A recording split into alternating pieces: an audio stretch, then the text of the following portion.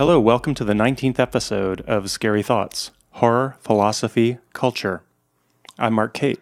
And I'm Chad Lott. And this episode is about the 2010 film Black Swan. And today we have a guest. Let me introduce Monique Jenkinson, a.k.a. Fauxnique, who, full disclosure, we are married. We being me and her, not the three of us. Say hello, Monique. Hello. Thanks for having me in the studio. And it's fun to have you actually in this room talking instead of in the next room trying to be quiet while we record. For sure. It's my pleasure. I'm so happy to be here. So next episode, we are going to be covering The Conjuring from 2013 and The Conjuring 2 from 2016, which will be our first double subject, like our first split episode. Yeah. It's going to be about The Conjurings, but kind of actually about Ed and Lorraine Warren. Who you have a special love for. This is anybody who sort of like, who's the angry guy on that podcast? This next episode is going to be like wrathful. Just everything that's wrong with the world. So if you guys hate listening, this is going to be the episode for you guys Totally. to really get in on. Anybody got any plugs? Monique Jenkinson, a.k.a. Fauxnique? I have a lot of plugs. We're going to start now. I mean, it's interesting because this is my work kind of brings me to this movie and back again. And so, Well, I should yes. say, I'm sorry, I didn't Should we even just introduce you, who the hell you are, why the hell I'm actually. here, Yeah. what I do. Do you want to introduce that or? No, you're better at it than I am. I've been practicing. So as Mark said, I'm Monique Jenkinson, also Fauxnique, and Fauxnique is my drag persona. I am a woman who does drag as a drag queen, which means my work engages the performance of femininity. So kind of in short, I work with the performance of femininity as a kind of powerful, vulnerable, and subversive act. And I use drag. And my work always mostly comes from dance in one way or another and is always about movement. So I deal with gender and dance, which makes me really excited to deal with Black Swan. But I do have a show coming up. I have a show in, 2 weeks from now, but I think when this airs, it'll be about 4 days, I think. June 9th and 10th at ODC Theater, part of the Walking Distance Dance Festival. And if you're listening to this because you're a fan of horror and dance, you should hightail it to the whole festival.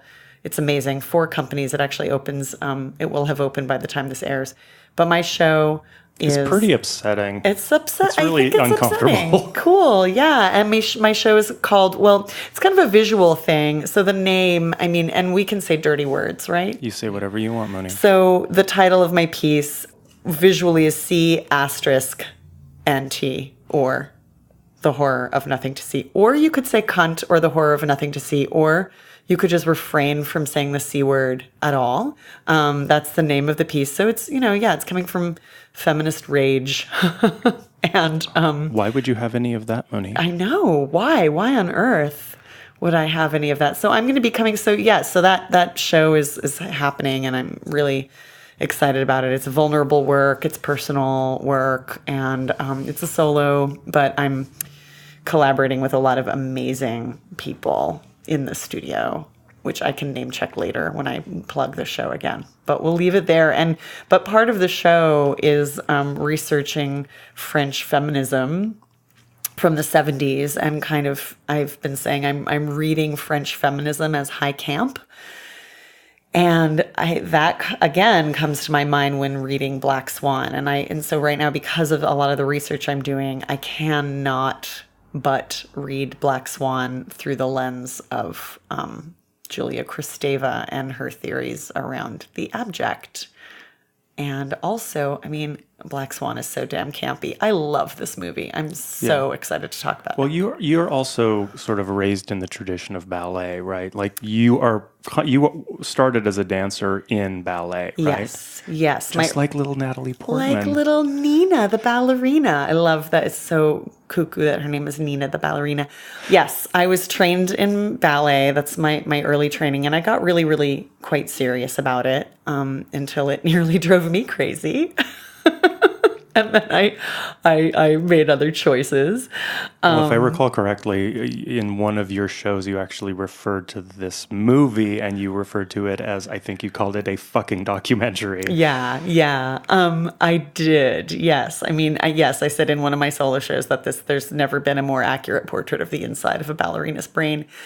And, a lot of ballerinas would disagree with me when this there's movie so much online there's dissent. a lot of online dissent. A lot of ballerinas, some ballerinas I knew, a lot of dancers I knew hated this movie, and a couple other ballerinas I know loved it. So that was kind of interesting. And people hated it for different reasons, but one of the answers to that hate is like, well, it's not a documentary. And then I started thinking about it, and I was like, it's totally a documentary.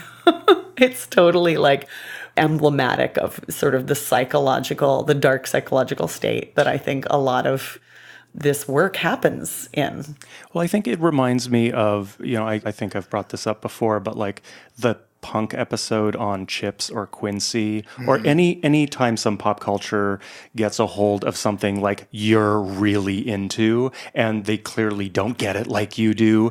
And I always find there's the moment of like, all punks I knew back in the 80s thought the Quincy episode was the shit, right? Because it was just hilarious. And I think that like with Black Swan, it's like, why would you hate it? It's sort of like this personalized investment in the thing that you're really passionate about. Of course they're going to get it wrong. For sure. But isn't it awesome to see someone get something so deeply wrong, even if you have problems with it? Yeah, well, and also, I mean, for Black Swan, there've been not enough ballet movies, but a few ballet movies.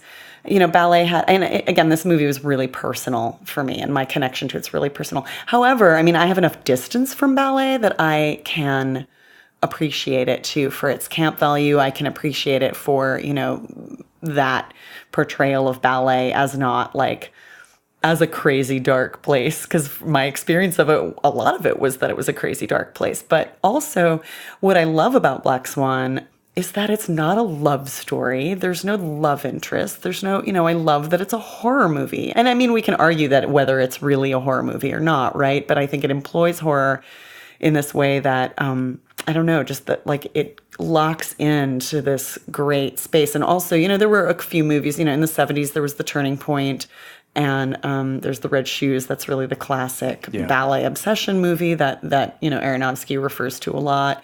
There are a few other ballet movies. And in the 70s, ballet was having kind of a heyday. And so actually Turning Point had a real ballerina playing the main role. And, ballerinas, I mean, people always get mad. Dancers always get mad that like dancers are played by non-dancers. But in reality, you can't get funding for a movie like this and have someone who's not famous already playing the role. So it had to be a non-dancer. And so there's always a lot of like, well, she's not right, and her arms aren't right, and her feet aren't right. It's like, she did a damn good job.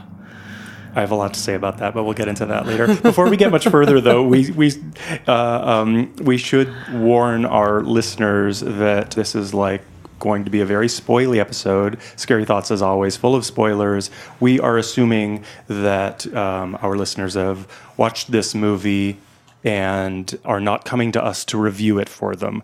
We assume that you've seen it and are excited to have you listen along with what we think of this thing that you've already experienced. Yeah, and this is the era where there is no non-spoiler in the world. I mean, we're in a post-spoiler age, I think. Yeah, that's fair enough. Yeah.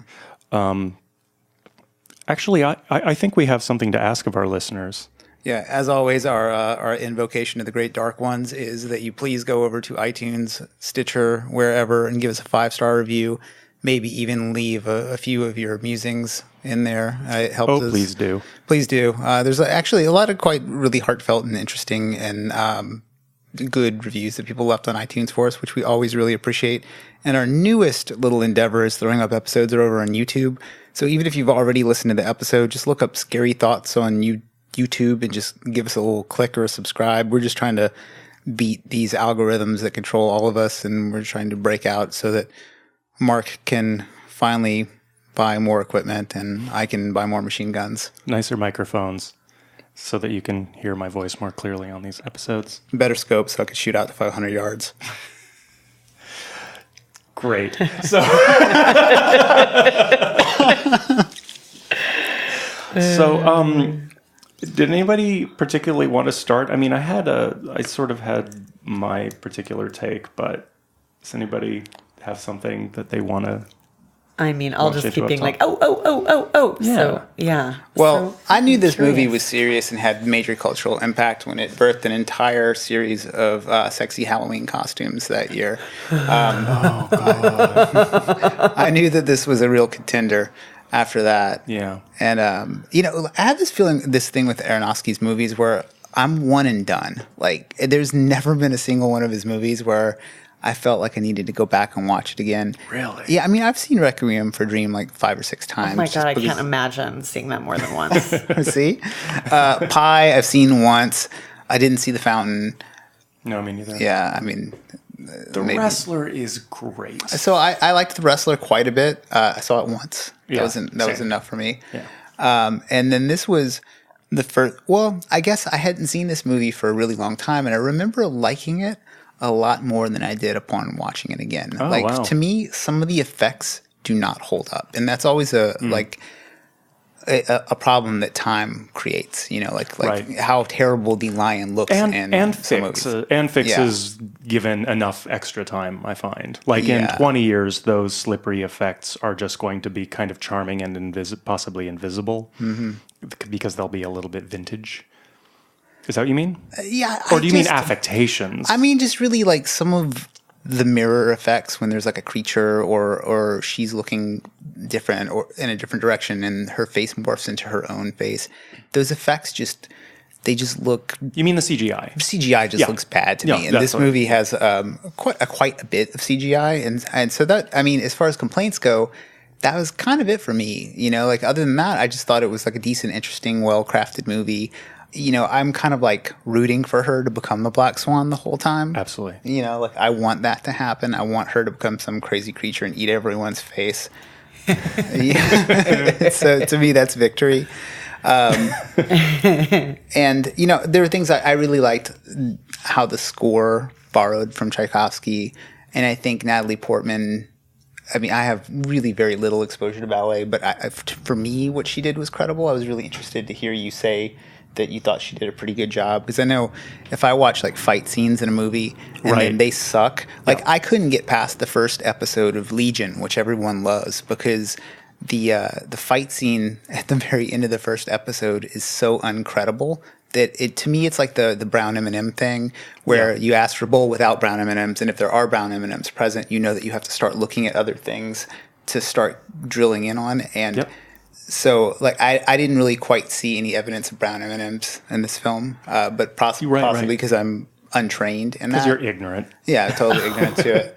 Mark, you're Well, speaking- shaking your head. You didn't think Natalie Portman. No, Okay. I'll get into that. Okay. But actually, before we get much further, maybe if you could do sort of another in-house expert illustration for us. Oftentimes on Scary Thoughts we bring up the issues of intertextuality between films and the contexts that they exist in. Yeah. And of course, Black Swan is entirely based around Swan Lake, Right. the ballet. Could you give us like at least a quick Yeah, sort of super synopsis? quick. And I actually because think- it's explained in the movie, but I not. feel like Black Swan kind of does a good job of that. So, the evil magician wizard Rothbart turns so Odette falls in love with Odette the White Swan. Odette the White Swan beguiles Prince Siegfried and she's one of this kind of flock of swans they're like women by day, swans by night, and they're bewitched by this sorcerer, evil Rothbart, and she is, and I can't remember exactly what the deal is with her falling in love with this prince, but anyway, she is, like many of these creatures of myth, has to live this double life in thrall to, an evil master or whatever, right? So she's a swan by day, swan maiden by night. And so there's a lot of all these swan maidens dancing, etc.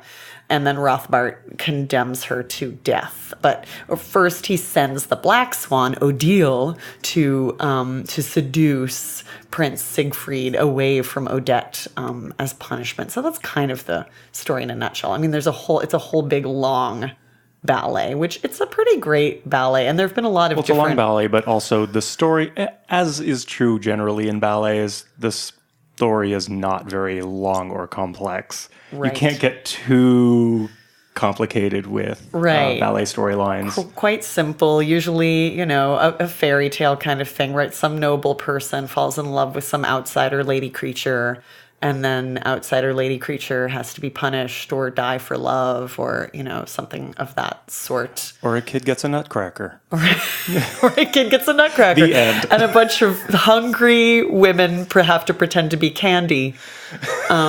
And dance around and entertain the little girl who falls in love with the nutcracker who turns into a prince. Exactly. So there's all that kind of stuff. So there's a lot of great swan dancing. There's a great, ballroom scene. But, and I've always loved, even before this movie came out, I remember, I actually made a kind of monologue around the Black Swan and how she was kind of the punk anarchist of the, party crasher of the ballet. But so the Black Swan's solo is the big deal solo. The White Swan and Siegfried's duet is the big deal duet. It's the beautiful kind of apex love duet. But the Black Swan's like seduction dance is the big number in Swan Lake, and where she does her 32 fouette turns. And everybody, you have to just look up, like Google what a fouette turn is, and just see that she does 32 of them, and it's a crazy feat of athleticism. So I have a few technical questions. Yes. Here. It seems to me from reading the summaries of Swan Lake, and I think I saw it in high school or something like that, Odette is a different character than the Black Swan. It's like explicitly separate. Odette and Odile, the White Swan, Odette, and the Black Swan, Odile, are historically played by the same ballerina. And it's this kind of big feat of artistry. And that was, in the original production, it became tradition that the two roles played by one person, and that it's kind of a case of the doppelganger, that it be played by one person.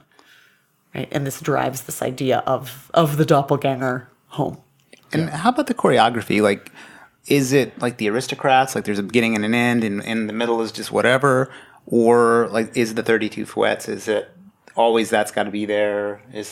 That's pretty much always got to be there. I mean, there are different stagings of it, and so ballet is kind of an oral tradition. I mean, now we have video, so we have ways of recording it, in film, but traditionally it's been kind of, handed down from body to body.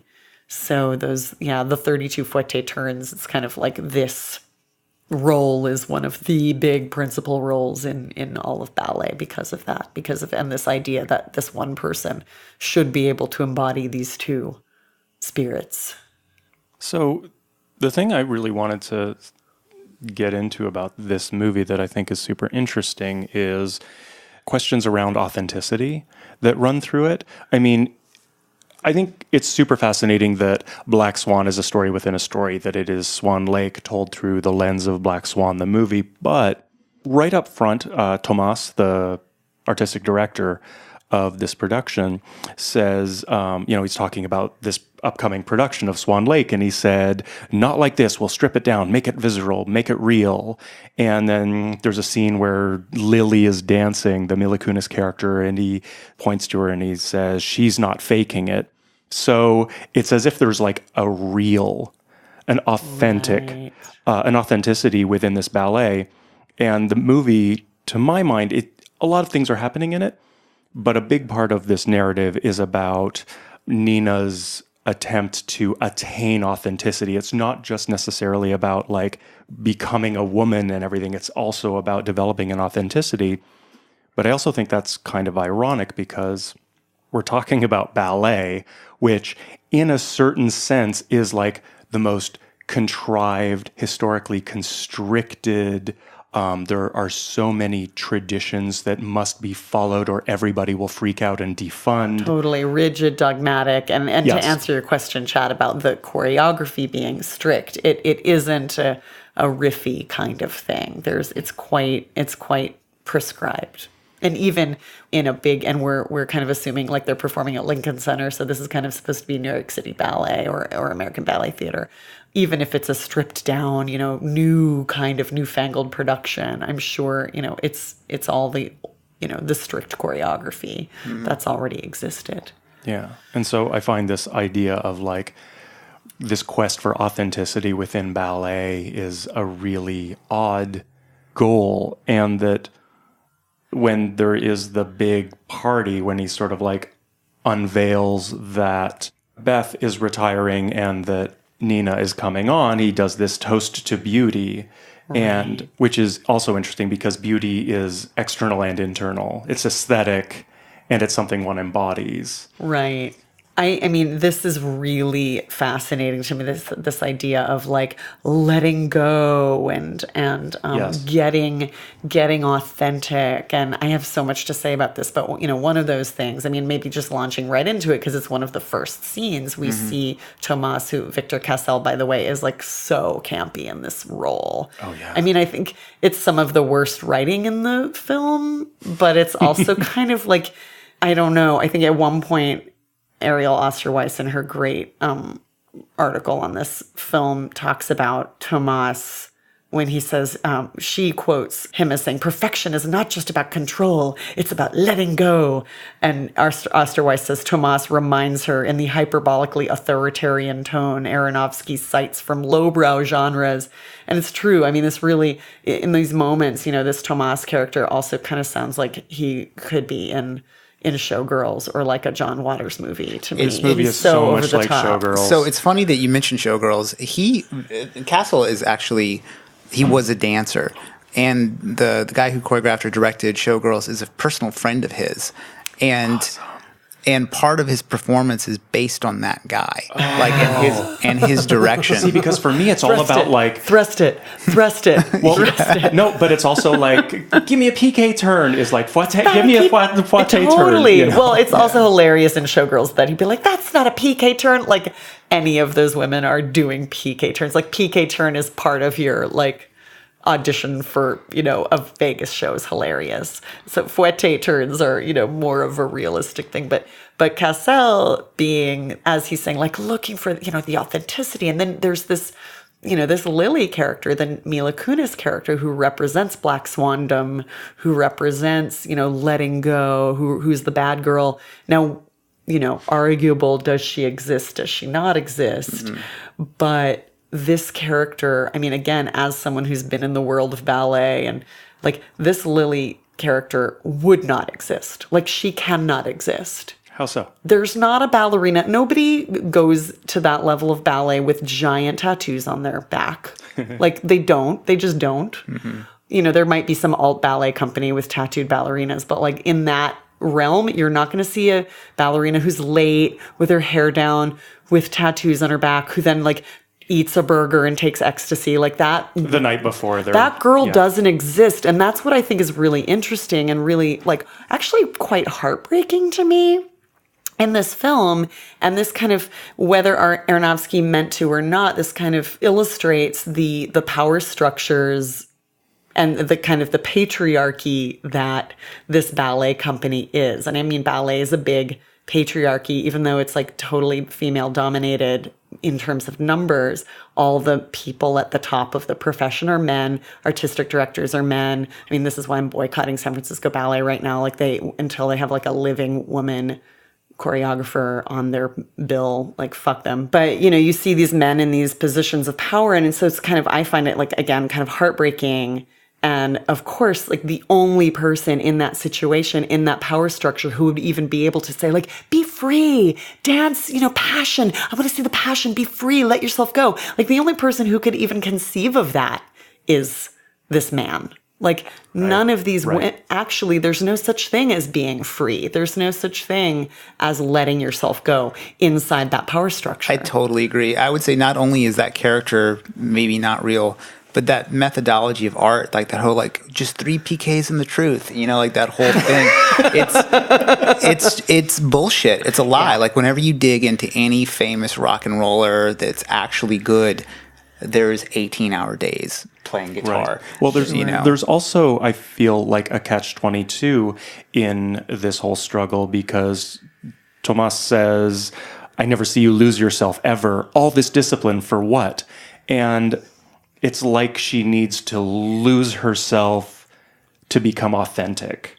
She has to become not herself to become authentically this other thing, to come outside of her own discipline and then become, again, like the Mila Kunis character who can't possibly exist. Right. To be wild and abandoned, but don't be wild and abandoned or you're fired, actually, in reality. You can't be. I mean, I do think there is in dance, I think, finding some kind of abandon.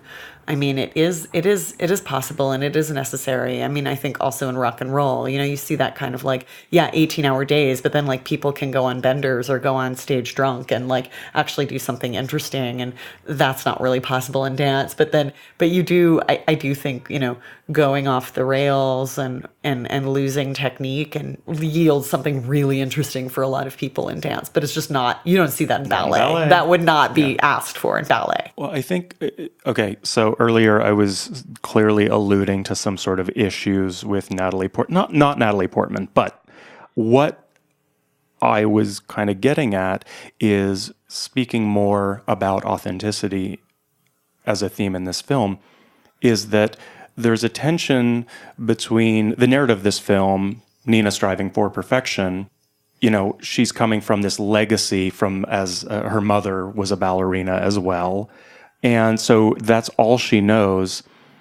And I think connecting that to the idea that Natalie Portman did, quote, all her own dancing is preposterous. First of all, it's not true. She didn't do all her own dancing. No, she didn't. And no one said that. No, I know. But the studios pushed for it. The dancer who did basically her body, Natalie Portman's body double, the one who did the hardest dancing, the workhorse behind the scenes was Sarah Lane, who was from ABT. And American Ballet Theater. Yes. I think it's really interesting that this movie is all about authenticity and the pretender and who's real and who deserves this part. And the question of Natalie Portman doing all her own. So there's a big controversy behind the scenes, and especially after this film came out, about how much dancing Natalie Portman actually did in the final cut of the film, because the studios were saying she did all her own dancing. Well, they said 90%. Right. And Sarah Lane's name wasn't even in the credits of the original print of the film. Well, I looked into this controversy too, and from my perspective, too bad, so sad. You went and got on a major movie and you didn't lawyer up before you signed your contract. Fair. No. Totally. Like, and she actually, Sarah Lane, the dancer, actually concedes that. She was like, I was young, I didn't know what I was doing, that's fine. And she gives a lot of lip service to crediting Natalie Portman with working very hard and being a very good dancer and an incredible actress. But what I find really fascinating is to Lane, she's upset because she believes that ballet deserves better than for someone to spend 18 months training and for the world to believe that a ballerina makes. Yes. That people going like, Natalie Portman studied for 18 months and became a real ballerina and she did all this stuff in the film, and they buried the reality that all those fouette turns were done by someone who has been slaving for her entire life to make that happen, and didn't even get thanks at the Grammys, was told not to give Oscars, was told not to give interviews until the Oscars. Yeah. She was really swept under the carpet. And I think it actually backfired, because instead of them going we actually had a body double for some of the stuff. I mean, it sort of feel like it's very similar to when an action film actor, quote, does all his own stunts. And then it turns out he didn't jump out of that building and he didn't crash that car and he didn't do this and he didn't do that. Well, yeah, but he did 90% of his stunts. Yeah, but he didn't do the actual stunts. He just did the easy stuff. Right. So you're kind of looking like a jackass by pretending that this person did all the work, when in fact, showing Natalie Portman from the waist up waving her arms around, I believe she did the work. She's a great actor. But to pretend to sweep under the carpet the contribution that this actual, when the film is this real professional made. Yeah. And I mean, I think that's the reason most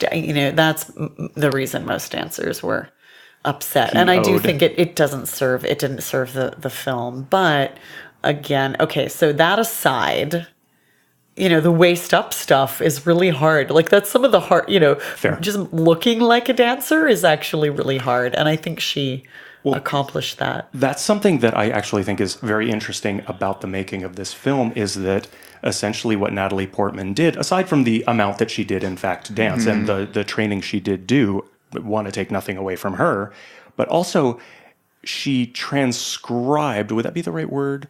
Or transposed the medium of ballet into acting. Yes. So doing all this, like, I'm going to perform Swan Lake, but all with my face, is kind of really interesting, taking one medium and transferring it to another while still dancing.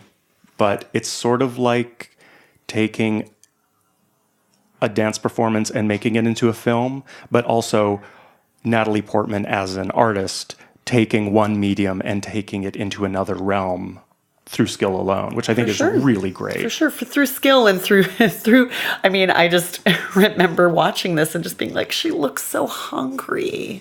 Oh, I think she was, and she apparently was starving. I mean, I read another interview that she was like super. They kept like pushing the finish date back, and she was furious because she's like, great, another week of like carrots and almonds. And Robert De Niro gets to eat and drink milkshakes, and Natalie Portman gets to starve. Right.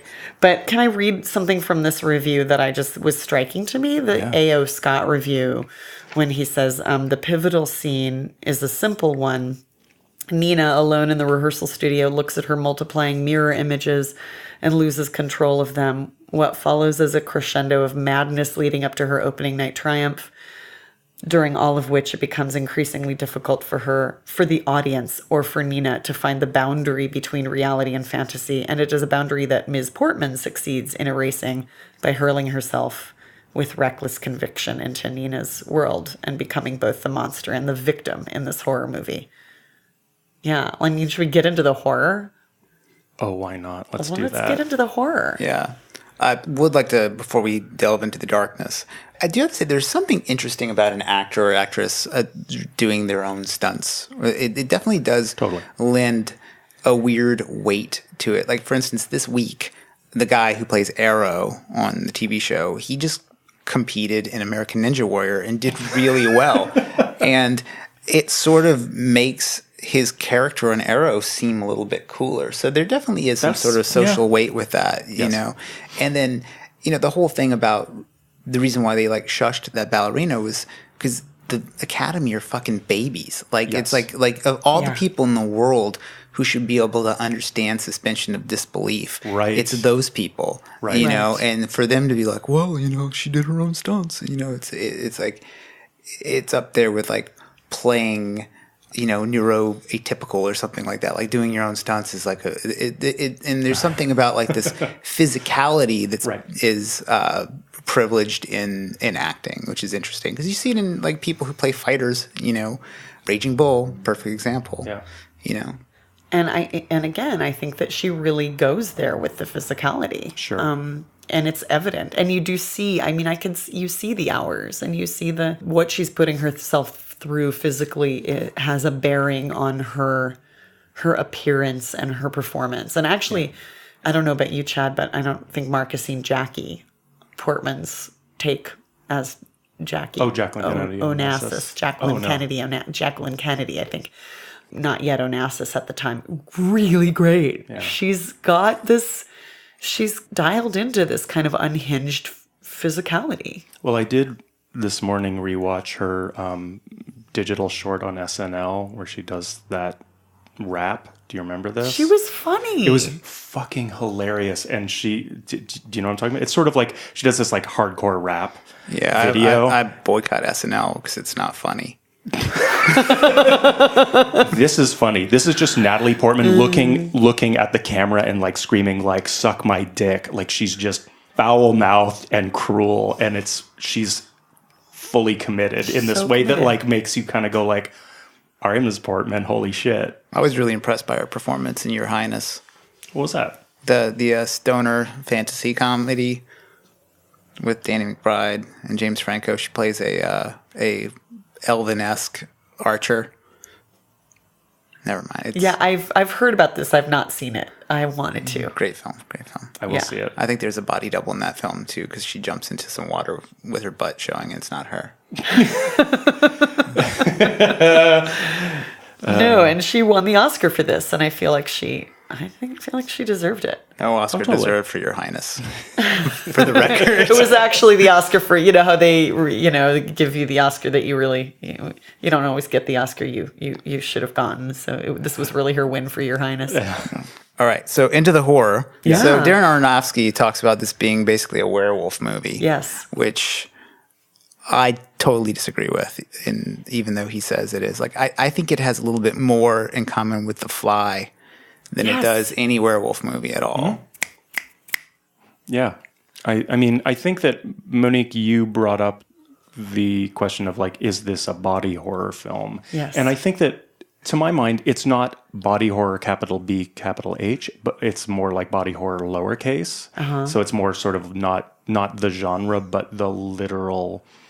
It is the horror of the human body. Well, yeah, but again... consequently, sorry if I may, that for me, it's actually more effective than a Cronenberg film, that watching someone descend into madness because of what they're putting themselves through physically, even though we're talking about like hangnails and an open sore on her back, it tends for me to be more visceral than like The Fly even. No, and it really, I think, again, as like through a feminist reading of this, again, well, that's where the Kristeva comes in, but also just a feminist reading of this as a movie about, I mean, she's a young woman. Actually, in the movie, I think they say she's 27 or 28. Like her mom says something about like, you're 27, you're getting old. Are you ever going to play the lead role? And, but she's a girl. She's infantilized. Yeah. And there's something really strong about the particular body horrors that she's engaged in, or the particular acts that she's engaged in that result in body horror, are these sort of like benign, in a sense, OCD, like borderline OCD things. I mean, maybe I shouldn't say benign, but like the biting of the hangnails, and then this extreme biting of the hangnails, and then the itching of the psoriasis. That actually is where the wings are growing in, and then of course there's anorexia, and bulimia, it's not really super overstated, but, there's of course the cake refusal scene, and then her licking the cake frosting off her mom's finger. Which is so just viscerally repulsive. But is this like, so there are all these infantilizing, to me, these kind of abject infantilized things, but like don't suck your thumb, and like when she wakes up and she has the socks on her hands, that her mom has obviously taped the socks on her hands, like it's so humiliating and it's so infantilizing, and but it's sort of the same ways in which you probably know the lexicon of body horror movies where a character might try to keep themselves from turning into the monster. Sure. That's not even necessarily body horror. It's like monster, where the protagonist is a monster. That's it. It's the fear. How do I keep myself from the attraction, repulsion of transformation, transfiguration? I mean, you see it in From Dusk Till Dawn. Tom Savini's character, Sex Machine, when he is turning into a vampire, like he hides his hands, because they're all of a sudden all monstrous and stuff. Like, so you see on. Like the hands are often like the first to turn, like in werewolf movies, you grow fur on your hands. Right. Right. And so this thing about hands. Well, something about the socks or mittens on the hands that I thought was really interesting, because it sort of serves double, because it keeps her from scratching herself, but it also keeps her from giving herself pleasure. Yeah. Right. Her mother is, what's the feminization of emasculation of... patriarchy. Okay. So... Well, it's definitely the job of patriarchy to keep you from ringing the devil's doorbell. Exactly. Ringing the devil's doorbell. I like that. I don't think I've ever heard that before. But, but another theme in this film is her inability to experience pleasure, but she's super adept at self-harm. Yes. Which is, of course, ballerinas. Ballerinas. No, again, this is the super personal and heartbreaking But it's part of also a this. theme in The Wrestler. I mean, there are certain things that personally I'm a sucker for, and someone who's willing to die for their art always just sort of is, someone who's just willing to take things too damn far for perfection or whatever. And that's something that I love about The Wrestler and Black Swan, and kind of hoping it's a trilogy. I hope there's one more, like we get to see someone kill themselves in the name of art or performance, It's actually supposed to be a Magic the Gathering film. I'm just kidding. Fuck. like half of me was horrified and half of me was like, oh, that's going to be good. Puppets. It's going to be about puppets. I mean, there definitely is an appeal to the idea that in order to be great, you will have to ruin yourself in some way. Like to just destroy yourself against, it's in a weird way. It's kind of back to our conversation about hypersanity, right? Like Glad you brought that up. You have to be willing to do all this stuff. You break your toenails, crash your, have no life, eat a weird diet. Yes. Like high school wrestling is so similar to ballerina stuff. Yeah. It's like there's a power to weight ratio that has to be maintained. There's an aesthetic that has to be maintained. And ultimately, for most people, there's no money in it, which is even more insane. Yes. Yeah. Yes. So speaking of hypersanity, I have sort of a question for what you guys' impressions. I am not necessarily that interested in like what really happened, but what I am interested in is a sort of question of, is this film and what we as an audience witness the product of her descent into madness, or is this film kind of magic realism? Is any of the stuff that we see that is not normal, did that happen and we're in this film is a form of magic realism, or is it just like, no, we're in crazy town and anytime you see a reflection of herself, it's because she's crazy? Well, I think like Aronofsky makes so many intentional choices to show you that what she has just seen is not the thing that happened. Like, for instance, she wakes up and has a full conversation with Lily about her being over last night, and Lily isn't fucking around. Lily's just like, yeah, that's not what happened, girl, And there's a few other things like that, like where the body is gone in the end, and you don't really know what happens to Beth and whether or not she stabbed herself or there was ever even a stabbing.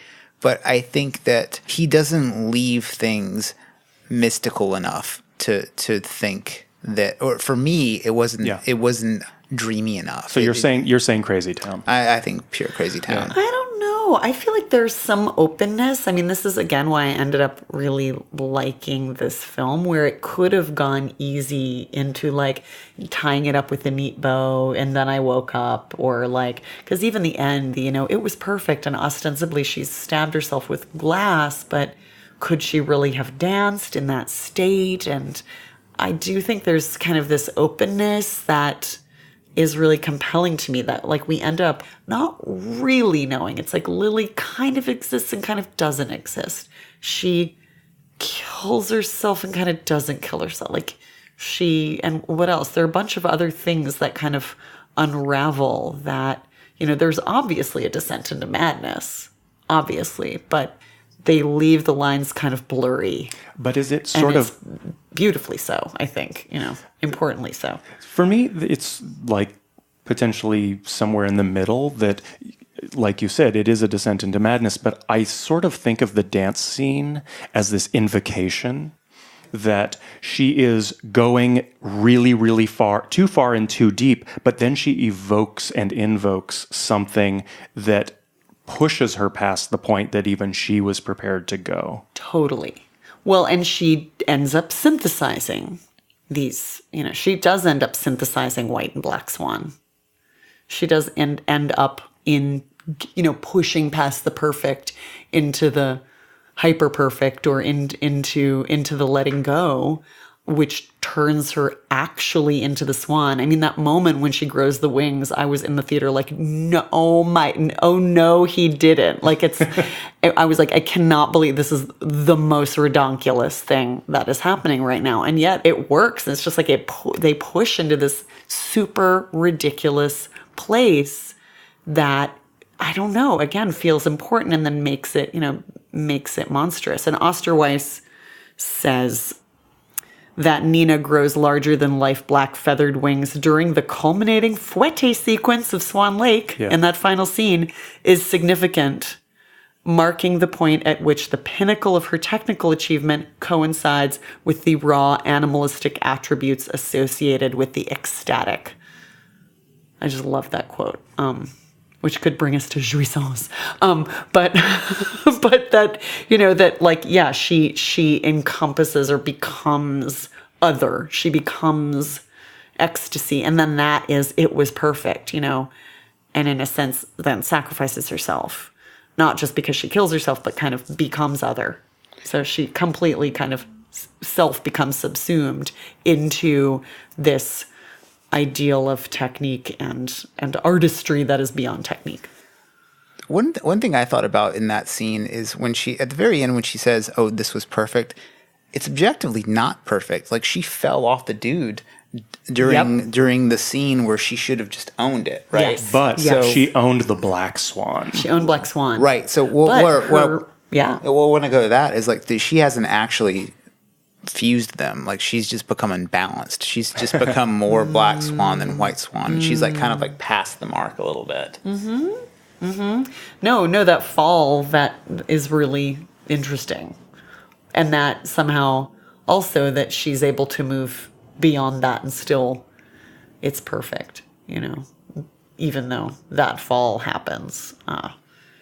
Right. Not to make too much of that necessarily, but I think that's really interesting that you bring that up, that, normal Nina would be devastated by that fall or would never let it happen. Mm-hmm. So I'm gonna give it like a strong 7 out of 10 because of the fall. Like the full performance. The whole performance. It was perfect. No, it was pretty actually, good. you fell. It's pretty thrilling when ballet dancers fall. Actually, I've seen it happen a couple times, and it's kind of, it reminds you that it's live theater. It's like, okay, we're all here in this room together. I was being a little nerdy and spending. I know I'm about to say fouette turn again a few more times, so sorry. But I was doing 32 times, and you'll turn into an actual swan. Fouette is the new intersectional. We're just going to keep saying it over and over again until it just doesn't actually mean anything. Yeah. It's the new on fleek. Are my eyebrows fouette? Yes. So I was doing a bunch of research about the history of that, and speaking of perfection, that is 32 of them is such a difficult task that many productions of it that you just kind of do what you can. You do, yeah. And then the orchestra you fall off the music. You do 10 and pause and go back up and then come off point and keep going. And you just kind of like, if you can do 32, you are like practically surreal. Superhuman. Yeah. So it's sort of written into the text of the ballet, something that is actually not possible, and therefore perfection cannot exist. Totally. Unless you're Natalie Portman with CGI. Totally. In Wings. I think another theme that runs through this film that I love is the idea of narcissism. And I know I'm saying this right in front of a performer. Well, I'm a performer too. But that the act of performance is an act of narcissism. That there is a narcissism inherent in the belief that one can get up on stage and hold an audience's attention. And through this film, a mirror doesn't necessarily connect to the myth of Narcissus. I think a mirror is about narcissism even just as a mirror. It doesn't need the mythology, but there are mirrors everywhere in this film. There's always reflections, whether it's in the subway windows or in her mother's painting salon where she paints her own self-portraits, all through the studios. There's always all these reflections. And that's, so while there's the double and the doppelganger, there's also the seeing oneself in a reflection, and that is a narcissism. And that's also part of what I feel takes her over and is part of her focus and drive, is to attain this self-obsessed obsession that, as I was saying, in the nightclub, part of that is hedonism, taking pleasure in one's self. And she has this breakthrough with Molly that takes her through into this like pure narcissism. She's actually able to embody what the full extent of what narcissism can be, which is hedonism, in the way I'm reading it. Yeah. I didn't think much of narcissism, but I think, again, in ballet, you're plunked in front of a mirror from the time you're 7 and, through your entire career. And there's hardly ever any pleasure in it. So I feel like narcissism is like taking pleasure in that reflection, right? When we speak about, I'm sure narcissism is deeper and the problem of narcissism isn't just did die about pleasure. Right. Due to his own self-obsession. But again, I think Narcissus was taking pleasure in his reflection, whereas ballerinas, it's scrutiny. It's endless relentless scrutiny. And so again, there's no pleasure, and it's kind of like the picking. She's not like, wow, look at how gorgeous I am. It's like, I'm fat. That's what's going through your head when you're looking in the mirror, like, oh, this is wrong, that's wrong. And so this sort of, I don't know, I would argue that like it's a narcissistic drive to embody. It's like you're at the service of the ballet god and you're trying to embody perfection. But then it is and Osterweiss talks about this in her great article, that the monster starts to happen when she does start to when she does have the desire to play the lead. At first it's like, oh, he picked me. He thinks I might get to be the lead. And then it's like, do you want it badly enough? And when she starts to really want it is when she goes into Beth's dressing room, steals the, makeup, which is again like a reference to All About Eve, which ends with like all these mirrors and right. So you have but it's a different kind of hunger, like the obsessive hunger to perfect the role of Black Swan is still in the service of this larger thing, as opposed to like just self-satisfaction. I'm so glad you mentioned that, because it's similar to something I was thinking, which is these people seem to be not trying to become a ballet star. They're trying to form themselves into the perfect gear for this machine. Its job is to produce beauty, right? And it's on behalf of this weird little cabal of people. You even see in certain scenes, there's just like two random old rich people sitting on the side watching, and they're never explained, but you can imagine that, okay, they're probably patrons and they probably paid $10,000 at some bullshit art auction to come sit and watch the rehearsal. I bet they didn't even win an auction. They just get to be there because they say so. Yeah, they're sitting in their chairs that have their names on the back of them on a tiny little brass plaque. But so it seems a lot of the women in this movie, like a lot of the ballerinas, they're very happy to be the parts. Even Lily is like, oh, I'm here, long hair, don't care. And they have this kind of interesting approach to it. Even Tomas, it's not really explained in the film, but in an interview with the actor, he says how his character was a dancer. So he has been through the ballet. So all our artistic directors were dancers. Sure. Yeah. And then you see these characters who are the older ballerinas who've come back to help move this machine forward.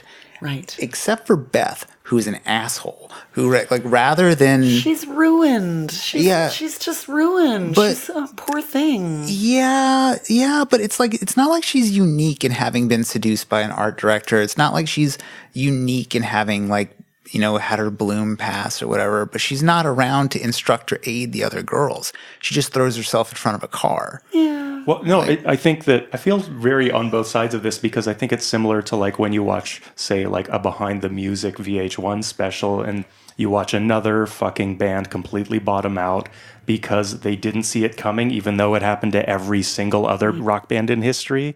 And I feel like that's kind of what happened to Beth. I feel bad for her, but honey, you're a ballerina. She should have seen it coming. This is what happens to every ballerina for hundreds of years. Right. This is the machine you've bought into. Right. At some point, you're done.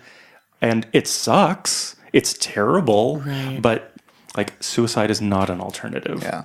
And Lily has, one of the most honest lines about the whole ballet when they're sitting there and they're picking up these two guys, and the guy's like, man, this shit's fuck boring, right?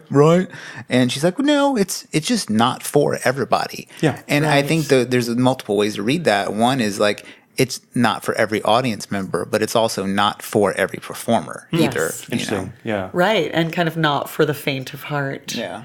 How beautiful is Mila Kunis to look at? Oh my God. She's also just great. I don't know. She's also great. Her. What I love is that even though this film is really dramatic, even though it's campy, both Mila Kunis and Natalie Portman are also super funny. You know what I mean? They're both have really diverse skills in terms of what they're capable actors of in as their actors. other lives. Yeah. Right. And I love Barbara Hershey too. And her in this movie. So fucking good. I'm going to go back to Beth for a second, though. The And Winona. back to Beth, back to Winona. I mean, and we also have like a Winona subtext too in the casting of Winona, which I feel like is important to address. So what do you think about like the It Girl passing the torch? I mean, do you think it's cheap? Like, I felt like it was cheap. To choose to cast Winona? Yeah. I kind of thought it was great casting, personally. Sometimes it feels a little too cheeky, and sometimes you're like, yeah, well, who else the fuck are you going to get? You know? Of course, if not Winona, who? It was a bit of a Verhoeven-y move. Wait, what? I don't know. Just like, we have to have the, I don't know. I don't go for that hoary look, darling. Oh, yeah, just a little bit of a like, camp. It's campy. I mean, they're playing Winona for camp. She's over the fucking top. I mean, whatever. I know you discussed her in Stranger Things, and a lot of people were like, made a lot of her bad acting in Stranger Things. I thought she was given some bad writing in Stranger Things. I agree. I think I don't know, I think she was a good choice for this movie, and I have a little soft spot. I have a soft spot for the aging actress. Winona, and I have a soft spot for the aging ballerina. So I feel like, yes, she should have known what she was in for, but also like, it's fucking sucks. And she's again, part of this system. I mean, I think it's important to show, how this system chews people up and spits them out. But I do think it's interesting that the sliver of time that we get with Beth, which starts with her trashing her dressing room, full of passion and fire, blah, and then to like her with this gaping wound on her, and her getting stabbed in the face / stabbing herself in the face. But it's sort of similar to what we see. It's like an inverted storyline of Nina, which is she sees where she wants to go, and she crashes and burns, not in this decade-long arc or however long Beth was dancing with that particular company. Right. Nina is going to crash and burn now. She's going all the way, one show, she flames that's it. Out. And, I also sort of feel like she sees this wound in Winona. Winona tried to kill herself to get out to undo what's happening with her life. Right. And just ends up mangling her leg. And only mangles her leg, whereas Nina sees that and she sort of one-ups her. Yep. She's like, well, I'm actually going to die. I'm going to wound myself and I'm going to die on stage. Yeah. All you got was a bus accident. Yeah. No, that's really interesting. I also love and again, this is kind of a veracity thing that I think they were really good at, whoever kind of coached them on all this stuff. In addition to like the hangnails and the itching and how hungry she looked and the garbage cake, which I thought it was like cake actually in the garbage, but it was like near garbage cake. Like every ballerina you should explain a garbage cake. Well, just every ballerina has like... You brought this up to me yesterday, like I knew what you were talking about, so... I just feel like, there's also a great garbage cake scene in Sex and the City. I think it's Miranda like throws a cake in the garbage and then eats cake out of the garbage. Like just anyone, like women and a lot of women and probably every ballerina has like thrown cake in the garbage. So are you saying women be eating garbage cake? Women be eating garbage cake. But just, this sort of symbol of the like, I can't have joy. I have to stay thin and therefore I cannot have cake and I must throw it in the garbage to make it less appealing. The abject, and yet then I may fish it out of the garbage or lick it off of my mother's finger. Also, when her mom makes breakfast, which is like one egg and like half a grapefruit, and she's like, yummy. So pink or whatever. So yummy, pretty, yummy.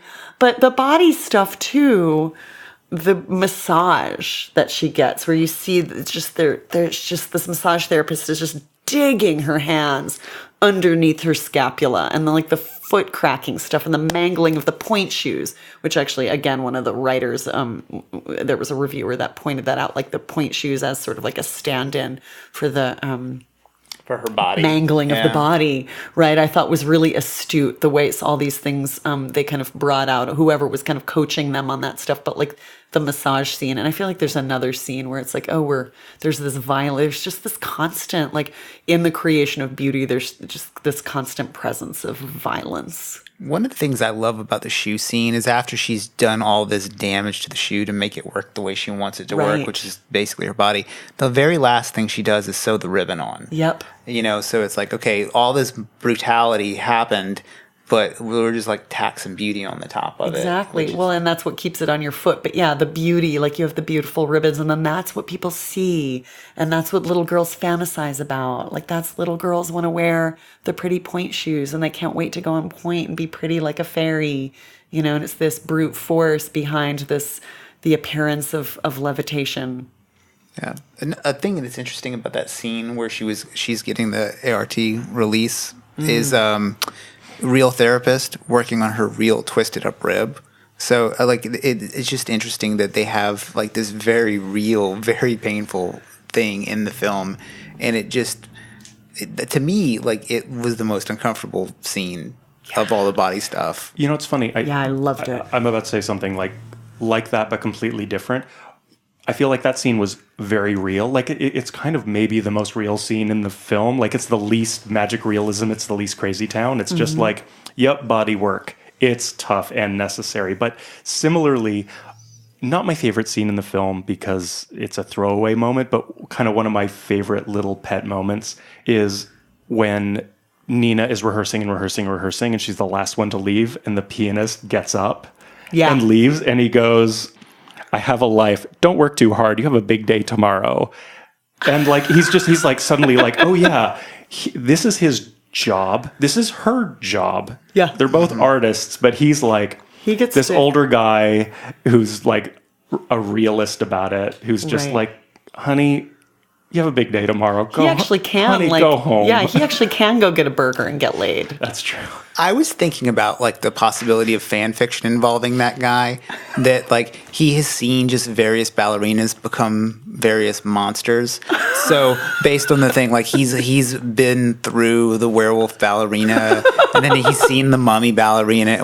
And can we do a little callback to last episode to the like faceless ballerina monster from Cabin in the Woods, Parade of Monsters? Totally. Like no one wants to die that way. No one wants her to get you. Yeah, so he's very, I think, hyper sane in his treatment, because nobody wants to be caught in a room that suddenly the lights go out with this monster, which is basically what she is. Yeah. Have you guys ever seen the movie Wolf with Jack Nicholson? No. So there's a very similar cinematography to that film and this film, and that like there are moments when the characters are looking down. Like, and so Wolf involves. It's a werewolf movie, in case the title wasn't obvious. But Jack Nicholson is enhanced by this onset curse that happens in a way that Natalie Portman is kind of enhanced by this curse of ballet. And so they often have these scenes where they're looking down at, like in Wolf, it's an office. So he's looking down at the floor of this office. It's like a mergers and acquisitions company or something like that. And in this, one of the things it made me think of is how very similar the actual studio is shot to like when you see a yard in a prison. Like there's there's always these scenes where like you're looking up from down from the guard's point of view, and then when the main character walks in, she walks into this like kind of unfriendly environment. So it's like this weird prison almost that these people are in. For sure. And I mean, it's also dark and hostile. All the other girls are hostile. There's no sisterhood. Sisterhood is not powerful in this movie. Well, and then also we haven't brought up Repulsion, Polanski's Repulsion. Well, please do. Well, I didn't get a chance to rewatch it before talking about this, but anyone who is listening to this, go rewatch Repulsion and kind of think about it in terms of Black Swan. I think that Aronofsky, borrowed a lot from the overall feeling of Repulsion, the characters. It's, Catherine Deneuve as this kind of virginal, going crazy lady. But, this super high psychological horror. horror, sex, lashing out kind of self-violence. I feel like this movie, other than, repulsion, as we discussed, Showgirls, also has like a bit of Carrie in it, especially with the mother relationship. Right. The innocence and the overbearing mother. And also... Rosemary's Baby? Yes, Rosemary's Baby. Yes. Yeah. There's a lot of super compelling movies about women going crazy. Women's descent into... Women's very lonely, solitary descent into madness is like... It's a pretty robust genre with some very noteworthy entries. Right. Actually, the Film Experience podcast talks about it, the whole genre of beautiful women going crazy being especially compelling. Yeah. I mean, I'd rather watch a beautiful woman go crazy than like a six go crazy, I guess, Six. I will not stand for this talk. I'm just kidding, but not really.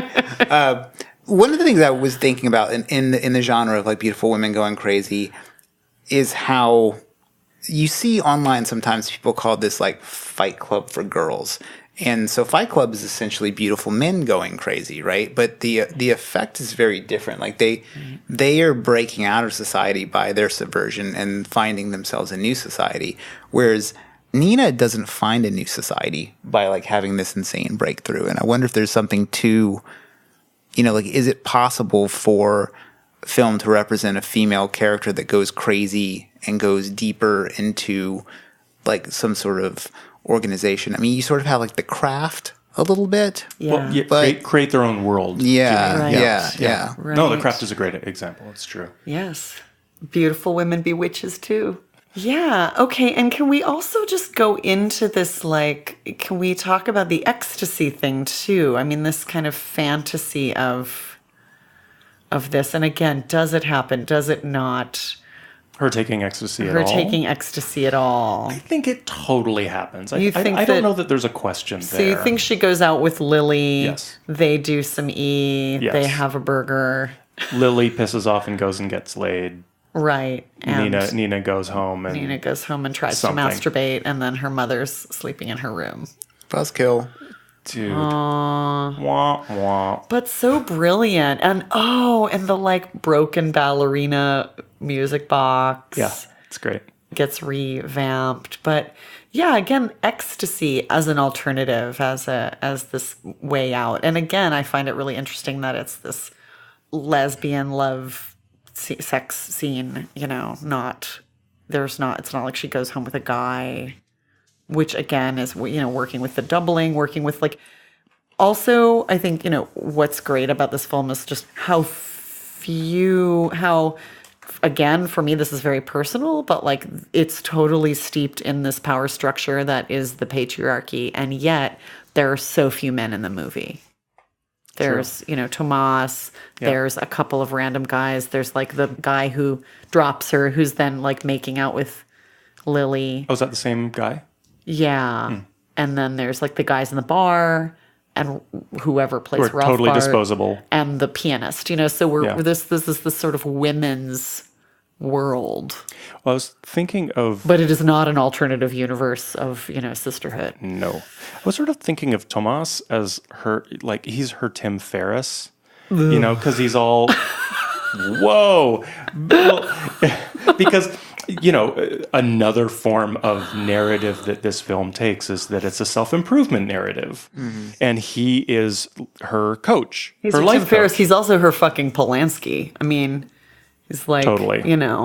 Totally. And it's also that thing that people, and again, there's a doubling, there's a thing within a thing, because, or a story within a story, people love to talk about how male directors get performances out of actresses and pull them out of. As opposed to collaborate As with opposed to male collaborate, actors, or yes. this, woman did this amazing thing with all of her skills. So you have Tomas is pulling, the Black Swan out of her. And then, I don't know, it feels more of some of the dialogue I've read, feels kind of like it was a respectful collaboration, but. Yeah. There's the scene where her dance coach, too, the older woman, is the black magic is pulling it out of you. Yes. So she explicitly says that there is this external force pulling this thing out. Mm-hmm. Mm-hmm. Right.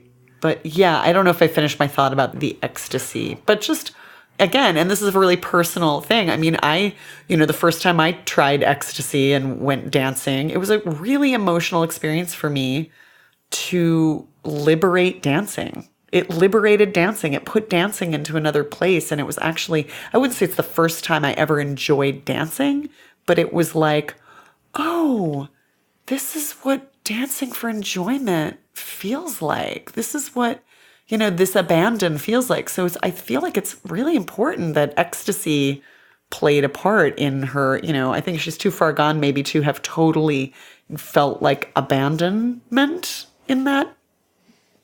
Maybe it is. We go to jouissance, this idea of like, it's not pure joy. It's like joy with the threat of death, or it's joy under the shadow of death. Sure. And so that the ecstasy is a step toward the ecstasy she performs as the Black Swan, or that she reaches as the Black Swan, but that it's a portal. This ecstasy trip and dancing on the dance floor with the flashing lights and all of that stuff is like a portal to her, to a sensual letting go, or to jouissance. Well, also it, as a scene, embodies almost everything that this film is and is about. If you pull clips from it, or stills from it, or slow it down, you can kind of get it if you just watch it in real time, that things are constantly flashing in the screen. But like, if you freeze almost any moment of that dance scene, you see that she's dancing with 4 other Ninas. And there's a demon in the background, or there's all these sort of... Do you know Eric Cohen, the photographer? He was kind of part of the 60s. He's in that hippie modernism show that's been touring. But he would take these photos. He would like put up Mylar and get these really bent reflections, and then take photos of the Mylar. So his photos are all like distended and warped and not actually horrifying. They're kind of beautiful, but there's a lot of that in the ecstasy dance scene. And, there are all these extra hands reaching for her. Which is a total reference to Repulsion, Yes. also, when she walks down the hall and all the hands reaching at her. Totally. But when you're on ecstasy, it's also a little bit like, is she being like grabbed and abducted, or is she being caressed and desired and wanted? And does she want that touch? Is she welcoming that touch? Yeah. I think it's an amazing scene that if you watch it in real time, you kind of get what's happening. But if you watch it frame by frame, there's so much. It's so dense. There's a really similar scene in Neon Demon too in the beginning. Like the color palette's even almost the same, like the red and blue flashing, and there's odd stuff going on in the strobe light shadows. Yeah, for sure. Yeah. And note to the ecstasy too is like where Lily, she's very specific in saying, "Don't worry, this is from San Francisco," which I think has like really 2 reads. One is like peace and love, whatever, but I think it also in today's climate now just calls back to the idea of the Tim Ferriss, like hacking your way through. Like she's like attempting to hack her passion into this, and maybe she does. She does. She's going to crush it. She's going to crush Swan Lake. Lily's crushing it every day. Yeah. Well, I actually have a note about this of like, so I live in San Francisco. When people who don't live here say San Francisco, I don't think I even know what people think that means. I love that it's like San Francisco is like the signifier. shorthand for like tattooed, hair down, burger eating, ecstasy taking, loose ballerinas. Okay, I guess. Like, right. My life is kind of like that, only totally not. I don't know. Yes. Your wife is like that? Life. Oh. Well, okay. I'm kind of a burger eating, loose, palo suelto ballerina. See, that's not even what I think of when I think of San Francisco anymore. I just think of like... Well, you just think of get me out of here. Yeah. I mean, to me, it's just about young nerds being fleeced by boomer landlords. It's just... Which is not what Lily meant when she gave Nina ecstasy. No. What else do we have? There's another good scene where Nina is rejecting her childhood by shoving all of her stuffed animals into the trash lift, which I think is a good scene. A lot of these scenes, though, like this whole film is so rooted and duality that it reminds me of this story that Henry Rollins tells about Marilyn Manson performing in Berlin during the day and how they had a smoke machine going. He said it looked like a bunch of dead guys having a cookout. And in it, he does an impression of a Berlin person being completely unimpressed with Marilyn Manson. He's like, "Oh, Right. this good bad duality is so boring." And to me, like, I feel like that about this film. I feel like it, like, to me, Aronofsky is Diet Cronenberg. There's these ideas that are just so obvious through the whole film, and they're just ultimately not original. Like there's a lot to this film that I was just bugged for just not being very original. Like things just happen the way you expect them to. Like I knew from the moment that the film opened that there was going to be a body double thing and there's going to be a weird reveal at the end, and it just paced in a really unoriginal way for me. Especially the second and third time I saw it, it just... Wait, the second and third time you saw it, you already knew it was going to happen? Well, no, just the beats seemed even more right. like heavy-handed than the first time I had gone through. And maybe that's just horror, like maybe that's just him, pleasing the great old ones that's the audience, like in Cabin in the Woods, Right. like that. How far away from it can you get? He talks about in one interview with Peter Travers from Rolling Stone, Aronofsky says, all the scares in this movie are cheap. Like you're looking in a mirror and he's like, but we use those cheap scares as like an instrument. And I feel like it's like, if you use enough polka instruments, you're making a polka, and if you use enough cheap, cheesy scares, you're making a cheap, cheesy, scary movie. Yeah. Yeah. I think it's troubling because, again, I think on one level it is. I was talking to someone else about this who was like, just, oh my God, that movie's so bad. It's just so bad. And he kept saying, who is so it? bad. I don't want to be their friend. No, you do. But I can't say that I was super surprised by anything except for like, oh my God, she's sprouting wings. Like they actually went there. Mm-hmm. And that was really, I found that surprising. But I think it does kind of skirt these different genres. And one of the reviewers of this, Terrence Rafferty, quoted another writer, Linda Williams, on her categories of the body genres of film. Pornography, melodrama, and horror are body genres, right? And that this deals in all of the body genres, even though it doesn't particularly deal with pornography. I mean, it's a stretch to say that, her sex scene with Lily is at all pornographic, but... Well, I'd say probably most straight guys, that's the only thing they remember about the film. So to them, right. This was... So then it works. So to them, it was only a porn film. Right. Because that's all that happened. Right.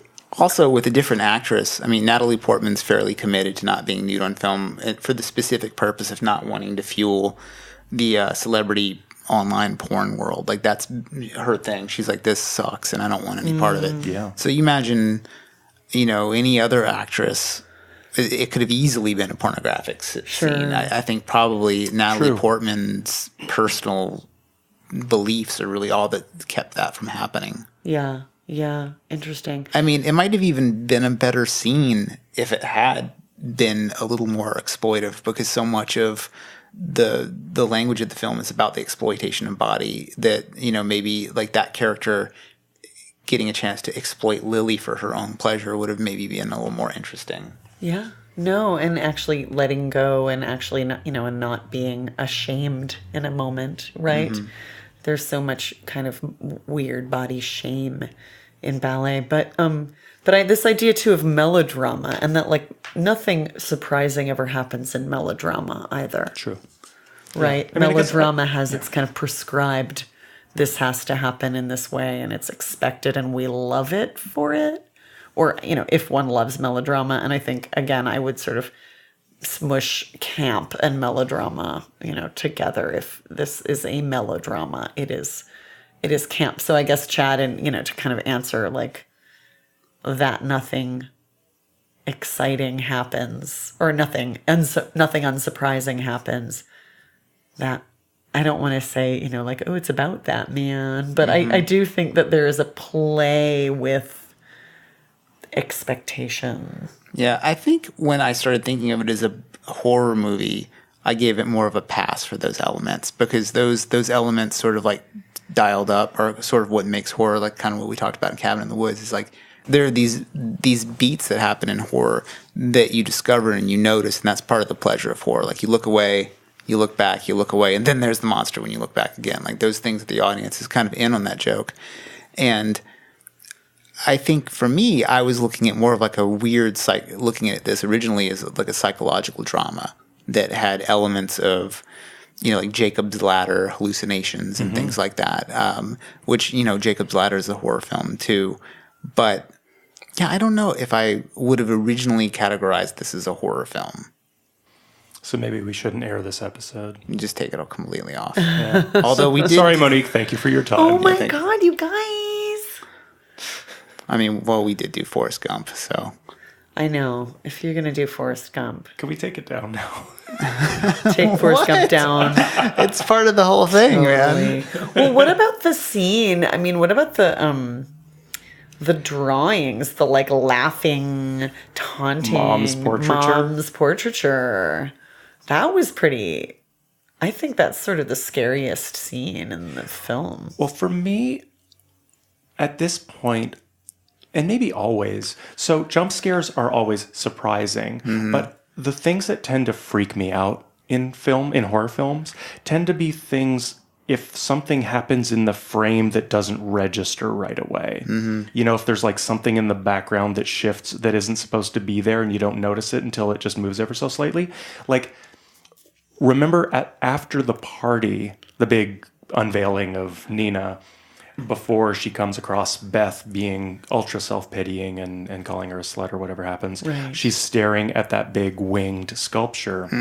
And it might be a man in a costume, or maybe it's a sculpture, or maybe it's actually a sculpture and they digitally shift it a little. But I sort of feel like there's this uncanniness of, is it still or is it moving? And before those portraits that Nina's mother painted and drew totally go hysterical on her and all come to life, I sort of feel the previous scene that you see them, they shift a little bit. I went back and looked at it. Yeah. And there's one in particular that moves. Yeah. That to me makes me pee my pants a little. Like that sort of thing is actually terrifying to me. Like when Monique's out of town and I'm alone and the house is dark. If something were to be an inch out of place, that would freak me out more than if there was someone kicking the door down with a baseball bat. See, when my wife's out of town, it's just me with my penis between my legs singing Goodbye Horses. That's real scary, Chad. That sounds real scary. That doesn't happen. I want to see that, please. I now- can assure you, Damn it. Chad, I can assure you there are listeners who would pay to see that. No one wants to see that. Yes. Yeah, we don't need sponsors. We just need you to like cough up some video. I have a kimono. Oh, well, there we go. We're all the way there now. Back to the horror of the mother drawing. I think, transsexual murderers aside, maybe we should do an episode about Silence of the Lambs one day. For sure. Yeah, it's one of my favorite movies. It's amazing. Yeah. It's really... But anyway, I think... a big fat person. such, Wait. such a good movie. And that actor is so good in Heat, too. Like, he's just one of the... He's in Heat? Yeah, he's like just one of the cops. Yes. Yeah, just a great... His just the whole head is so great on film. But the pictures do a really interesting job of exposition with the mom, right? Because like it makes me think of that Miyamoto Musashi quote, which is like, once you know the way, you can see it broadly. So the idea is that somebody who is truly excellent at one thing, even though they might start as a beginner, they know how to become excellent. So, you have somebody who is a black belt in jiu-jitsu, picks up painting, and all of a sudden, because they know how to learn, they can become a decent painter. Whereas these pictures are terrible, which show you that like she probably was a terrible ballerina too. Like she has no way of knowing, like she's just not committed to the path of becoming better in a way that it moves the ball down the field at all. And I think it was just very, like, those pictures in the film are so sad to me.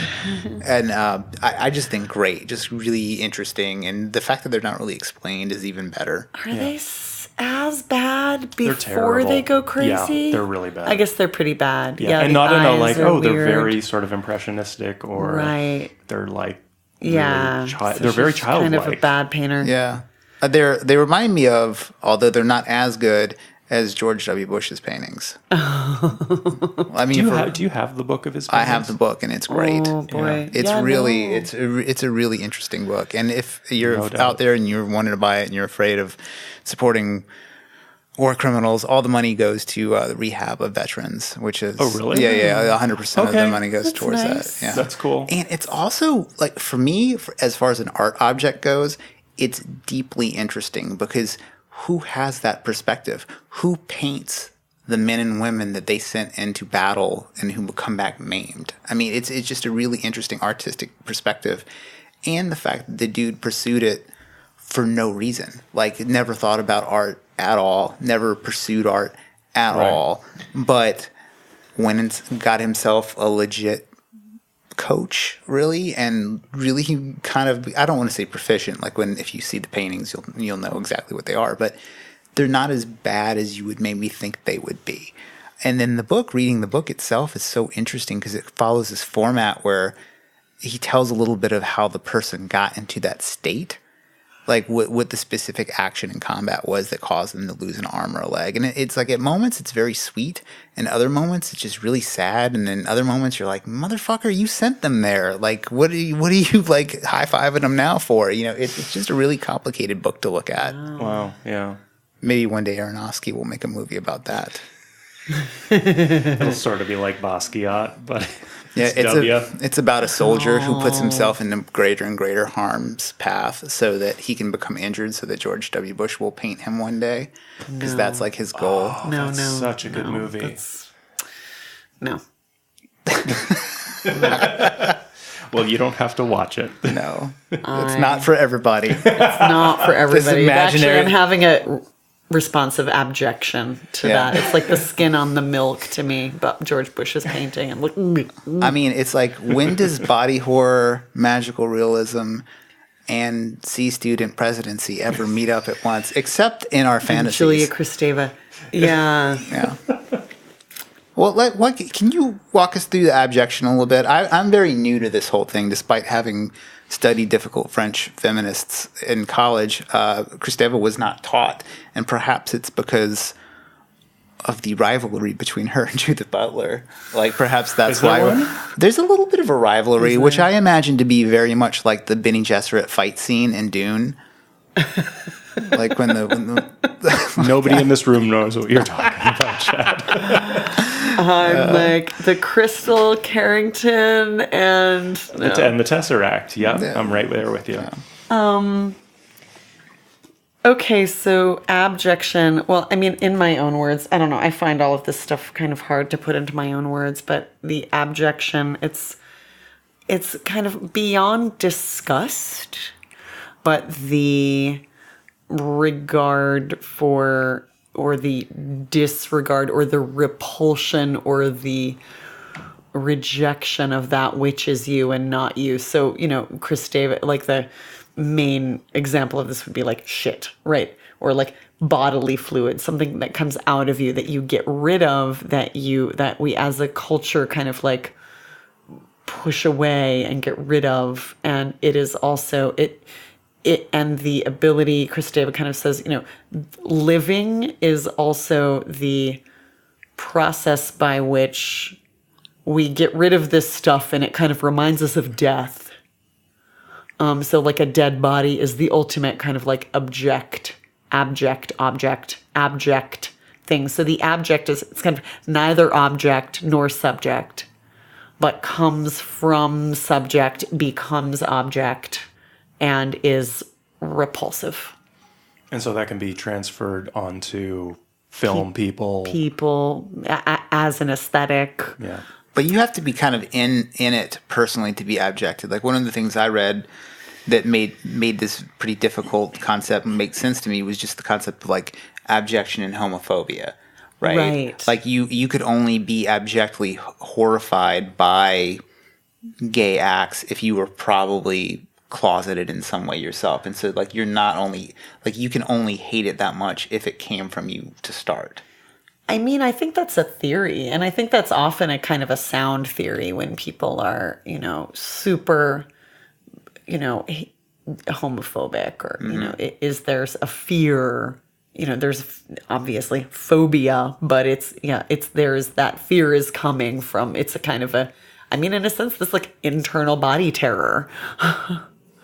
But that then this idea of abjection and what we reject can also, be transferred onto, how we treat people who kind of fall outside of a social norm or a cultural convention.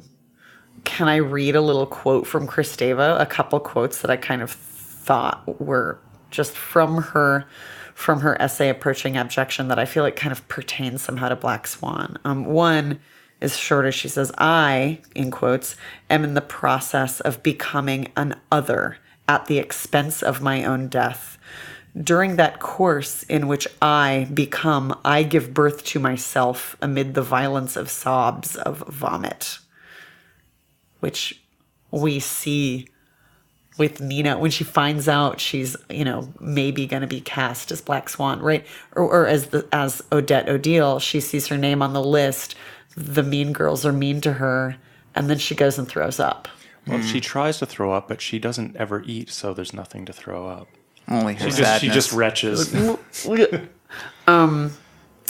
But I was really interested. This was just striking. I am in the process of becoming an other at the expense of my own death, or I guess, the price of which is my own death, right? So that quote sort of like, I don't know, to me, this could be like the quote at the beginning of this film. There's another Kristeva quote. If it be true that the abject simultaneously beseeches and pulverizes the subject, one can understand that it is experienced at the peak of its strength when that subject, weary of fruitless attempts to identify with something on the outside, finds the impossible within. When it finds that the impossible constitutes its very being, that it is none other than abject. It's hard to unpack that sentence. I mean, there's a lot going on there, but again, I feel like this somehow speaks to finding, she is and isn't. She has to kind of pull the Black Swan performance out of herself through this. It's at the peak of its strength when she, the subject, weary of fruitless attempts to identify with something on the outside, finds the impossible within, right? So she kind of finds this impossible whatever. And this also speaks to this, like she turns into the Black Swan and sprouts wings and becomes a monster in the midst of this impossible feat of the 32 fouetté turns. I don't know. Both of those quotes, especially the first quote, which I remembered and actually made a note of, they both remind me of in the Havamal when Odin sacrifices himself to himself. Like there's that thing, he gives up his eye, hangs himself upside down, sort of dies, doesn't really die. And on the other side of it, though, is like, it is all knowledge, it is achievement. And what I couldn't really quite get my head around in her quote was when she talks about the other is so often mobilized in a context of negativity. Like you kind of don't want to be an other because it's going to work out bad for you, sort of. But it seems like there's another other, which is like almost like godlike other. Like you're like other in the way that like the devil or Lucifer would be. Right. And like do you think that she makes, like in that paper, makes any sort of distinction about that? Because there are moments when you're like, okay, the abject seems like an area that you don't want to be in, but there's also a certain power you get in trafficking in it without fear. I think so, and I also think, as a feminist, there's this idea of, woman as other that she's getting at. What's Butler's beef with Kristeva? Yeah, like, okay, Kristeva, blah blah blah. Yeah. What's her beef with Judith Butler? Yeah. Well, it was really more, as I read it, like I said, the reason why I compared them to Bene Gesserit's is just like it's just this understandable sorcery that's happening at a different level that like your regular old sandworm riding Freeman like myself would ever even understand, you know. But it seems to have been just like one of those, you know, disagreements that sort of gets heightened in academia because there's you know, everyone likes a cockfight, you know. And right. That's actually one thing I do appreciate about Slavoj Zizek is he's always says, my friend Judith Butler, my friend Judith Butler, my friend Judith Butler. And like, I don't know if she even likes him. All I know is that they are so opposed theoretically, but he always refers to people as his friend. So he seems to somehow be invested in keeping it non-Real Housewives. That's communist doublespeak, man. I don't buy it for a second. I don't know. I'm just, the more I learn about Zizek, I'm just like, I don't know. I mean, he's entertaining. Like, he's an entertaining Muppet. He's a Muppet. But he's a Muppet of a man. He's the fat Elvis of philosophy. What we're thinking about the save us. Or maybe even the extreme Elvis of Don't philosophy. we want to hear you talk about the Black Swan? So what we're saying about the Black Swan. You've got to pull on your T-shirt. But I'm very sweaty right now and I'm mopping my brow. And so on and so on. And so on and so on. In some shitty movie. No. But we... Yeah, right. These people are working on this. And I wish, I'm working on this piece that I'm making that I'm kind of dealing a bit with the abject and dealing with some of the other French feminist philosophers, theorists of the 70s and 80s. Not that they're not working right now too, but and kind of reading through that stuff, a lot of it, I could see why Butler is kind of like taking them. I mean, it's Butler's job, right? She's the next generation to take these folks to task, because what happens, all these, Kristeva, Luce Irigaray, Hélène Cicieux, I'm kind of seeing it less in Kristeva, although I'm not super deep in Kristeva. They're kind of speaking a binary, right? They're like talking about man and woman, and they're really speaking from, you had brought this up before, but kind of speaking from this, and they're challenging it, but they're still really steeped in like Freudian. Gender. They're essentializing gender, and they're steeped in Freudian and Lacanian sort of like analysis, and they're breaking down that Freudian and Lacanian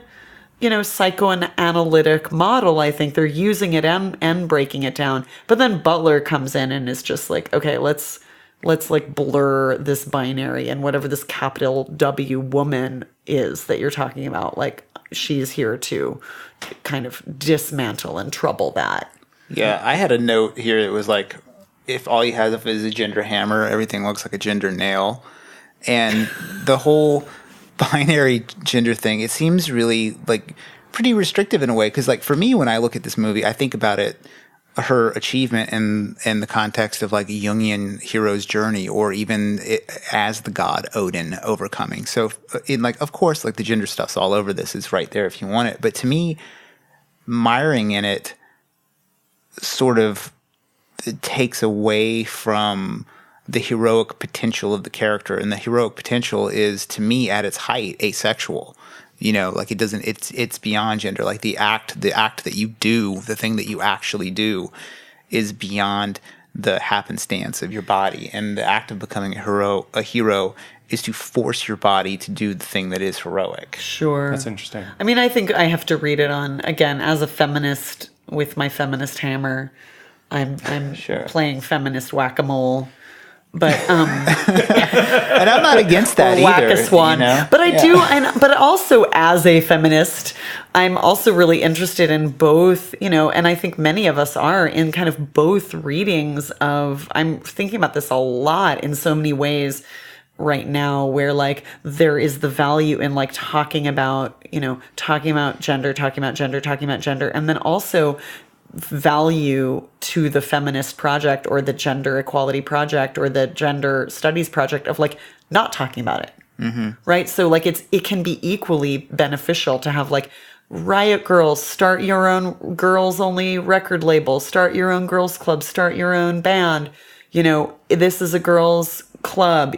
Yay, girls. And then there's also a whole other part of that that's like, or compete with men. That's also super valuable. Mm-hmm. I think they're both valuable in their own way. And same with like the new museum show that I went to a few months ago that was just like the whole museum. There were like 4 shows up at the new museum. They were all women artists. Nothing said anything anywhere about them all being women artists. It just was. It was just like, here's what's at the museum right now. It's all women artists. And, that's how I taught my class when I taught at the Art Institute. I wasn't like, okay, I'm going to do just women and people of color. I was just like, I'm going to try and teach as many women and people of color when I'm teaching these artists to these, students as I can. And I'm not going to say that it is. I'm just going to do it, But I think there's also value in kind of going like, okay, this movie, there's so much about gender in this movie. And ballet is incredibly gendered. It's so gendered. The point shoe is gendered. The roles are gendered. I mean, the white swan, black swan, it's gendered. However, then, I think, but what you bring up is really interesting too. It is a hero's journey. And then she transcends humanity into creature, right? Transhuman. Transhuman, right? Yeah. Okay, so we can bring our friend. We're getting into Haraway territory too with the creatures, the creatureness. Also, something that was interesting, the moment when Thomas or Thomas or however we say his name, he kind of kisses her and she bites him. And it's kind of great, this moment where it's like, you want a swan, motherfucker? I'll act like a swan and bite you. There's this, because swans also are like, actual swans are really mean and they're kind of nasty creatures. So like that, she bites him, of course, it feels like kind of a reference somehow to repulsion, but also that she acts like a creature in that moment. Her instinct is a creature instinct. It's neither a passionate woman instinct or like a shrinking girl instinct. Yeah, I think that when earlier before we started recording, I was asking like what points of abjection you thought were in the film. Yes. And for me, that was a point of abjection because she later comes to like want his kiss when he's seduced by her. Right. So maybe that revulsion that she has right there is like a revulsion for what she really wants, because she wants his approval, which he doles out sexually. Right. There's also something I love about, no, I don't love it. It's the opposite of that. But that the stand-in, the character presenting libidinal, lust, provocateur is a French man. Like it's just such a cliche of like this kind of slightly swarthy French guy is the one who is like about the body and libido. Right. Like it wouldn't be an English man. It wouldn't be No. It's interesting that we like let those national stereotypes fly. No, totally. I mean, it is a less offensive version of the wise old black woman or something, right? Like, we need this guy to be like pushing her to be in her body and to provoke her sexually, and it's got to be a French man. Like, of course, it's got to be a French man. Jesus Christ! Right. And is there anybody more French looking than Cassell? Right. Well, I also feel like too, if it were an American guy, there's so much wrapped up with like performances of masculinity and machismo that like an American guy you'd just be like, oh, he's gay. So like, a French guy is already like, it's already blurs this sort of like American idea of what masculinity is. So you believe that like a French ballet dude would not be gay necessarily, or like that's already blurred. I feel like the performance of masculinity is different.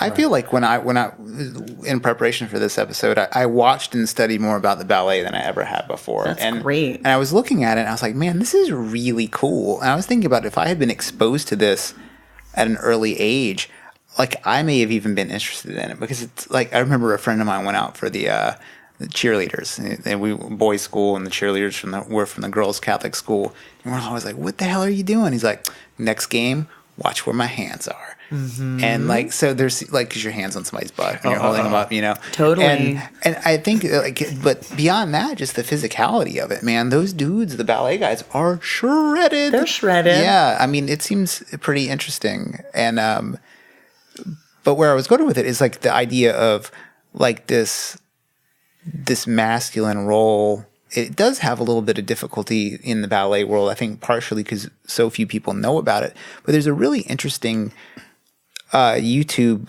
video essay that somebody does comparing Black Swan to Whiplash, and they're like the same movie. I mean, it's incredible. And then, but you see, like J.K. Simmons's portrayal of the mentor is extremely aggressive and powerful and masculine. Right. And you could almost imagine Cassell to have played the role like that, like a little bit more menacing, a little bit more physical.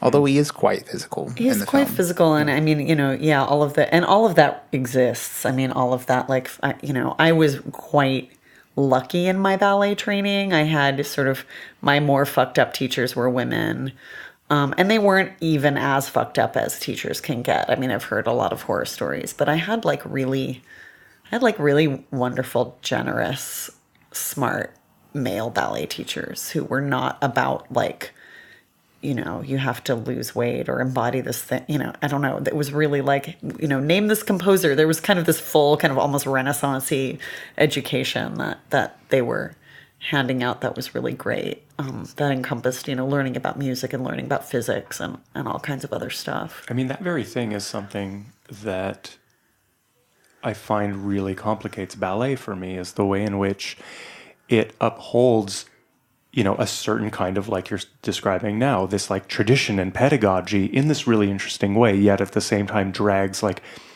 the worst aspect of the gender binary, the worst aspect of patriarchy in the arts, the worst aspect of patron-controlled art institutions. It's sort of like a lot of like the worst of what we've got so far in art is all in ballet, yet at the same time, it's kind of like the St. John's University or college, yeah. Where it's like, it's, the Great Books program. And it's kind of like, wow, canon. Are we still dragging the canon around? But at the same time, they make you fucking read this intense shit. Man, I would have great stuff in the canon. Yeah. There's a lot of thought, and same with ballet. Yeah, I mean, I think about ballet and like the Western canon.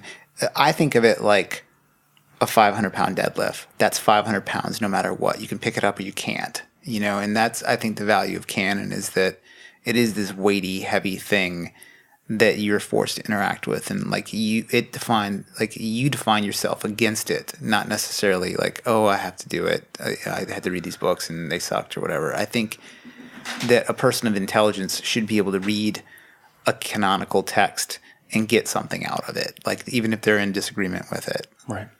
Yeah, for sure. And I mean, there was a point at which, the thing with ballet is that it does give you, if you come out of it relatively unscathed, which few do, but if you do it long enough to get some good training before it fucks up your body, then it is an amazing basis of training. Mm-hmm. But also, I think the problem is, ideally, you give your little girl ballet lessons and she gets exercise, good posture, learns, self-discipline, all these things that we tell ourselves ballet gives you.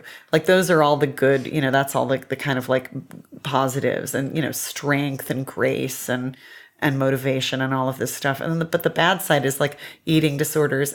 But also it's sort of like, God forbid your little girl, and I'm saying girl again, because it's very, because boys, if you had started ballet, you probably would have been encouraged and, would have a career, a lot of, there's so few men in it that like actually most men who do it end up getting, having a relatively good experience. You probably work at least, right? And getting work. Yeah. And getting work, often more work than they can possibly handle. Yeah, slinging and dicks. Getting hella laid. Hella laid.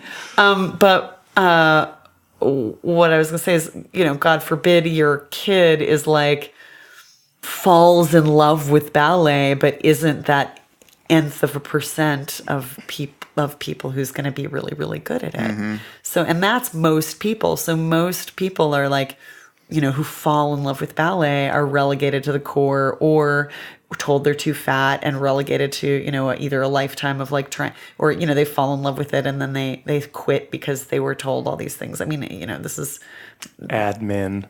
Oh my God. Kidding. That's a terrible. No, there's, hey, It makes so There's much. some amazing, God bless every arts admin person I know and love. But yeah, it's the heartbreak. Like you fall in love with ballet and then that's where it ends, or that's where the bad stuff starts. Well, it's amazing to me that it can just not love you back. It's very unique as an art. Doesn't love you back. It's unique as an art form, and like you could be into guitar, love guitar playing, and back to that 3 chords and the truth thing. Like you could make a go of it, right? You can't make a go of ballet.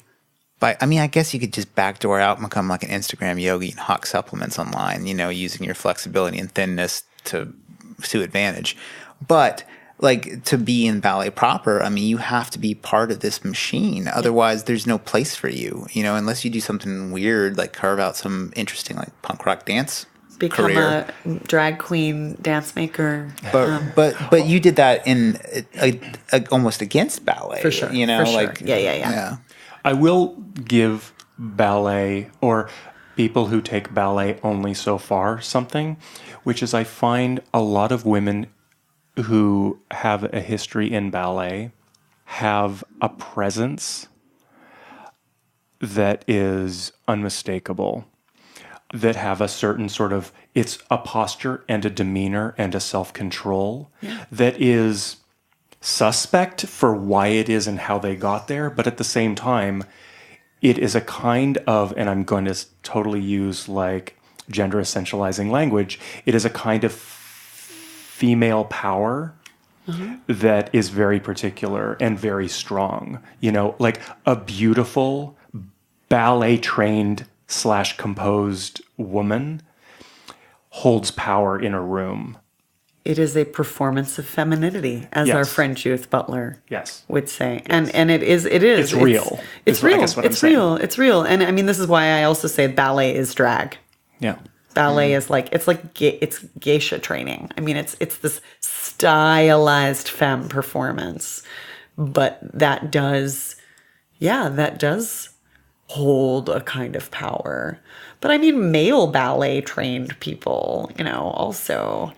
And then of course, and we're talking in a lot of binaries. I also know incredibly graceful and amazing trans ballet trained folks who are, again, have this kind of wield this presence and power. That's a whole other kind of presence and power. It's not a whole other kind of presence and power. It's still working inside this tradition that's incredibly binary, but then using that presence and power to kind of transcend in a way that's very beautiful. Well, I think excellence is like the handmaiden of power. I think a lot of conversations about power, like you have it, I don't have it. And there's like various levels of you have it, I don't have it. And that often gets explored. But I think the pursuit of excellence is a way out of that to where, in a Viktor Frankl sort of sense of the word, like you can become powerful in of yourself by becoming a better ballerina than you were yesterday. Sure. Yeah. Sure. Up against the rest of the world, who knows how that fares, right? But like for yourself, any art like this, especially physical arts, it reminded me so much, it makes so much sense that Aronofsky did a movie about wrestling before this, because wrestling is pretty similar. Like you have to have a very specific body type. You have to have a very specific skill set. Mm-hmm. And if you don't, you're going to get hit with a chair for $5 on a Wednesday night at a VFW hall, like that's your lot in life. Right.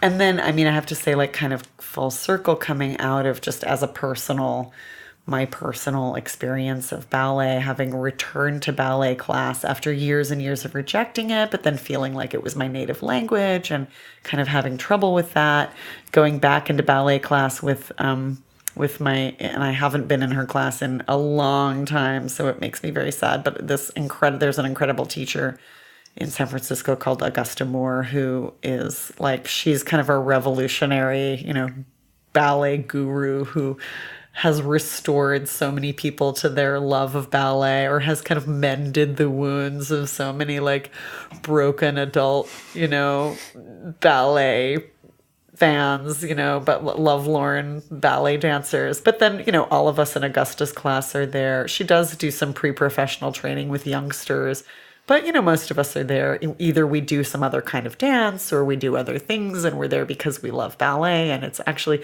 like being in that relationship to ballet can also be so healthy and so beautiful. And the way she deals with the body is so mature and enlightened. And then you're in that community, and then suddenly it feels like the social dance that it once was, which it was, right? Ballet was a sort of this, albeit aristocratic, but like social dance where you're in this kind of jolly environment where no one's competing, and it's kind of a nice like, oh, look at her, look at me, oh, hello, and it can kind of become this really, and you're just you're restored to kind of a childlike state in a sense too, of like pretending to be a ballerina, but then you realize sort of in pretending to be a ballerina you're not as bad as you thought you were. There's the jouet, right? Yeah. Am I pronouncing it right? Jouet. Yeah. Well, to play. Are we going back to jouissance? Yeah. Without the jouissance, right? The jouet. Yeah. Just the sauce. Well, in Louisiana, it would be pronounced jouet. Jouet. Burgundy. Yeah, so much better. In your experience, do you think the better ballerinas come from cruelty or non-cruelty in their pedagogy? Like if you're really trying to make a great ballet performer, is it softness or is it cruelty? I don't really think that I don't believe in cruelty as pedagogy.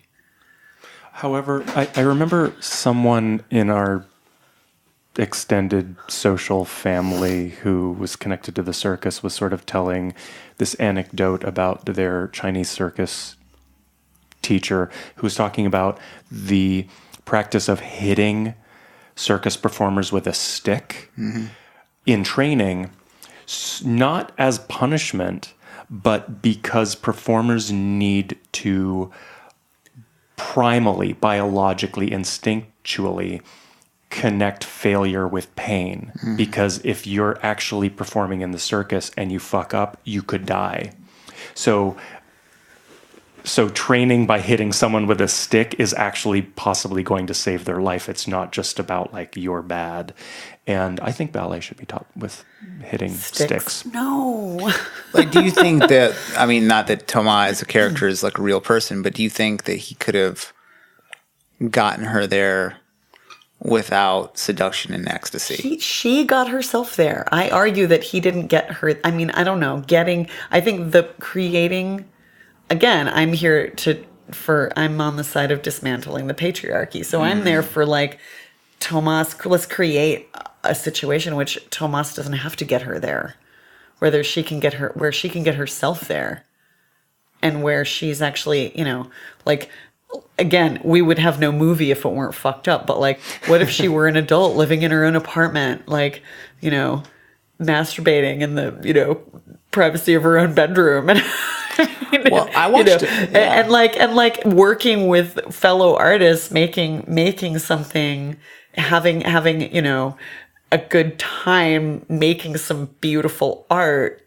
And like, it's hard, but I don't know, like the romanticizing, and I left ballet, but the romanticizing of the bloody, sacrifice is just, I think it's bullshit. I don't think you have to be cruel. I don't think you have to abuse children in order to get them to this place, or abuse other people. Again, I'm talking about, my teacher she's no joke. She was a professional ballerina with the San Francisco Ballet. And then she was injured, and then she had a revelation, and she started teaching Feldenkrais and ballet, and teaches ballet through Feldenkrais, which is like a way of organizing your body so that it works. It makes sense. And so teaches, here's how to do ballet and not hurt yourself. So no, I think it has a long way to go. But I think you can certainly get excellent, excellent dancers without hitting them with sticks. I think you can, but I think that this raises the question of, again, the difference between Nina and Lily, where you see Lily being herself, and you were saying earlier how there is no Lily. She could not exist in this ballet company. But I feel you watch Lily and you're like, God damn it, why can't they all be like that? Totally. Why can't they all just be free? However, if they were all like Lily, there would be no ballet. There's no space for her. Like you even sort of said it, there's no room for that in ballet. That structure. In that structure. As it exists. Right. But that's the question, right? If there's no room for Lily in that structure, then that structure, we're describing an institution. Well, if you take away what it makes that institution possible, we're talking about then we have no ballet tradition. There is no Swan Lake. Swan Lake becomes something else entirely. If it's a bunch of lilies in the core, it's not Swan Lake. It's something else, and which could be amazing. But do we hit the little girls with sticks? No. Do we train with cruelty and get Swan Lake, or do we do away with the cruelty and get something else? Yeah, Lexi Pantera is what happens when you give away the cruelty. You just get twerking girls on Instagram. Okay. No, Yeah. I think you can actually. Which I love, by the way. I think that you can. I don't know. I mean, this really it brings up a huge question about the aesthetic of ballet, the aesthetic of a core. I mean, this brings up also, questions of whiteness and white supremacy. I mean, ballet is there's so much whiteness in ballet, and that's assumed. Are you right? talking about a type of uniformity and a type There's of code of uniformity. cultural behavior that is... Codes of cultural behavior, uniformity, yes, like there's strides being made. Of course, you have an incredible company like Lines Ballet here in San Francisco that is a lot of people of color, doing beautiful dancing. But again, it's sort of like an alt ballet company. So you have the main power structures of ballet being pretty damn white, with exceptions, rare exceptions. So that's also a huge issue. But I mean, I do think you can, there can be a mutual agreement around the project of ballet. Like, okay, we're going to put on Swan Lake, and we have this training, and we're going to be the core, and it has to be perfectly in unison. And what is that? But yeah, I mean, I don't know. It's a real question, because ballet, where does it end? Where does the aesthetic of ballet end and begin? Because it's so dogmatic. The margin for what makes for a big or heavy ballerina, is so minuscule, and what makes something bad, it's just this minuscule margin of error that doesn't allow for a lot of freedom. Vice Munchies had an interesting ballerina video. It was basically Vice. What's that? So Vice has a show called Munchies. It was just about food culture broadly, and sometimes they do something like what a bodybuilder eats. And this particular episode was what a ballerina eats, because I was kind of curious. I was like, how anorexic is ballet stuff in general? Like, because I'm looking at one hand, like you hear all the stories of girls throwing up, trying to be small, and then on the other hand, you're like, I'm looking at athletes, and there's a power to weight ratio thing. It's like, can I get my leg up this quick? Can this dude hold me up with one hand? Yes. So there's like actual like physical requirements for those body types. Sure. And I was really surprised at like how reasonable this woman's diet was. I mean, it seems like she might be the future. Like this whole like, is it cruel and starving, or is it like kind and body positive? Like it seems like her athletic science approach is the correct approach, because she's eating a pretty reasonable 2,400 calories a day, except for a couple weeks out when she's trying to get into fighting weight, which is something that tons of performers do, and it seems like that's not something that gets talked about because it's not as sexy. Right. Like here's a really smart approach to diet that makes you strong, lean, and able to do all this stuff. Even like fighting weight, it's like, okay, if she's like eating less when she needs to get a quote unquote fighting weight, and that's 2 weeks away from the performance, she's doing even more. So, she's rehearsing even more. So again, I sort of like, I want to know what she's eating. But no, I do think the reasonable is the future. Injury prevention, Pilates, all of this stuff that's like making ballet as healthy as it possibly can be, therapy, etc. But I don't know. I mean, I'm suspicious of it. Yeah. But because I do also think they probably found someone who has a very ballet-friendly body and metabolism. You know, some people are just that skinny, and some people's legs go naturally, you know, up to their ears without as much work as another person. You know, some people have to, you know, it's a struggle. So I think it's. I still think it's. Yeah, I still think it's putting your leg up. I think it's complicated. I think it's complicated. Do you think that this film makes ballet look good or bad? Amazing. I think it makes it look like something hasn't there been like an uptick in like, you know, ballerinas enrolled in school? No, I don't know. It's like what Top Gun did for the Air Force. Yeah. Exactly. No, I think it's super dark. I think it makes ballet look absolutely dark and bleak. It is a horror movie about ballet. Oh, we didn't even talk about Suspiria, which, you know, is so not so fake. But no, I think it takes the darkest and most horrifying aspects of ballet and highlights them. So again, it's not all dark and horrifying like that. Yeah. So I definitely think it makes ballet look no fun at all. I thought something that was peculiar to me was Aronofsky was talking about how little help they had from the ballet world, that it was actually fairly impenetrable. And the reason why the Red Shoes look so much like Black Swan isn't so much because, you know, there's parallel thinking, but that ballet has just not changed at all since both films were made. And from an outsider trying to make a film like this, ballet itself doesn't want it to happen. You know, do you think that's true? I do. I mean, I think ballet is really protective. And I think what he was saying, what he touched on, and he may not have emphasized it enough, but that, you know, their schedules are so intense that having anyone in the room meddling, it's stressful. It's like having someone in like a room wherein you're performing surgery or something. I mean, it's not rocket science or brain surgery, but it's like they're learning, sometimes they're learning choreography. I mean, sometimes a ballerina will step in or a dancer will step in after, you know, having spent 6 hours learning the choreography to an entire ballet. I mean, it's really what they're doing is time consuming. They're doing it on a shoestring. It's one of the least, I mean, ballet is the most funded dance form, but like dance in general, like one of the least funded forms of art. So they're not making tons of money. Their time is money. Yeah, so I think it's just they're all really serious about it. And ballet films have not been great for ballet. So I think that they were suspicious because of that too. I just imagine the ballet world is suspicious of any art form that came after 1720. So film is just anathematic to the creative impulse. Yeah. If you could become a monster by doing ballet, what sort of monster would you want to become?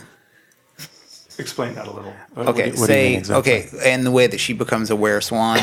If you were to engage in a dance, and that dance would lead you to become some sort of creature, possibly one of the creatures that emerges from a cell in Cabin in the Woods, what sort of monster would you want to dance yourself into? Well, I'm going to respond to that the way I responded to a similar question that you asked for the Cabin in the Woods episode, which is Sexy Witch. Sexy Witch. Oh, good. Which is basically how the movie The Witch ends. You know, she goes to the ritual, and then she floats up, and you just assume she can fly. And she becomes a sexy witch. Yeah. Chad? Sexy kaiju. Definitely a giant monster of some sort. Like, I could see myself, like, spinning around until I became, like, a huge reptile and just stomp the shit out of San Francisco. Until Ultraman pounds you back into the bay. Please, he can't even have any of this. Totally. I would have to say, like a butterfly version of Mothra. Like a butterfly thra. So you guys have the same answer. You're going kaiju as well. Is that kaiju? Yeah, like kaiju a giant monster. But a flying one. Oh yeah, is kaiju a flying? Yeah, if you would like to fly, you can. You can do whatever. All expressions are allowed under the banner of giant monsters. Yeah, but I think a flying monster. some kind of flying, 32 perfect fouette turns into, actual Swan is not bad. Actual Swan is not bad. Also faceless ballerina monster from Cabin in the Woods, just Pretty would good. terrify people. Yeah. Like if she can do those 32 fouette turns with no face and then horrify the funders. Just eat the patrons. Eat the patrons. Totally. That sounds like a plan. I would also accept twerking into the xenomorph from Alien.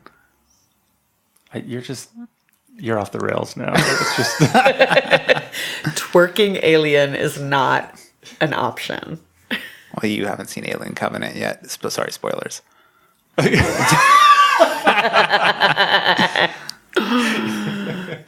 Lexi Pantera plays the xenomorph. No, but it's spiritually, no. All right, let's fade to black and roll the credits. Thank you so much. Thanks for coming on. Yay. That was fun. That was like by double fun. the longest episode we've ever done. All right, Mr. Editor, get to work. All right, so I didn't give shout outs to my collaborators on my upcoming show. Give shout outs. I've given shout outs. So I'm working with amazing people on my, even though it's a solo, behind the scenes, my dance doubles are Jessie Hewitt and Nicole Archer and Hope Moore and Christy Funch and Larry Arrington, all kind of as amazing outside eyes. Jonathan Solo, who makes his own brand of horror as a visual artist, who's designing costumes for me, and Mr. Mark Kate as my sound designer. Who's he? Dunno. June 9th and 10th, 2 shows a night, 7 o'clock and 8:30 at ODC Theater. There will be no fouette turns. All right, and a little reminder, please, now that the episode is over and you pick up your phone to decide to do something else with it, 5 stars. 5 stars. Little review. You can even just put 5 stars and then review it with the word cunt. It really doesn't matter. 5 stars is the fouette of reviewing. Please review it with the word cunt. Thanks for listening.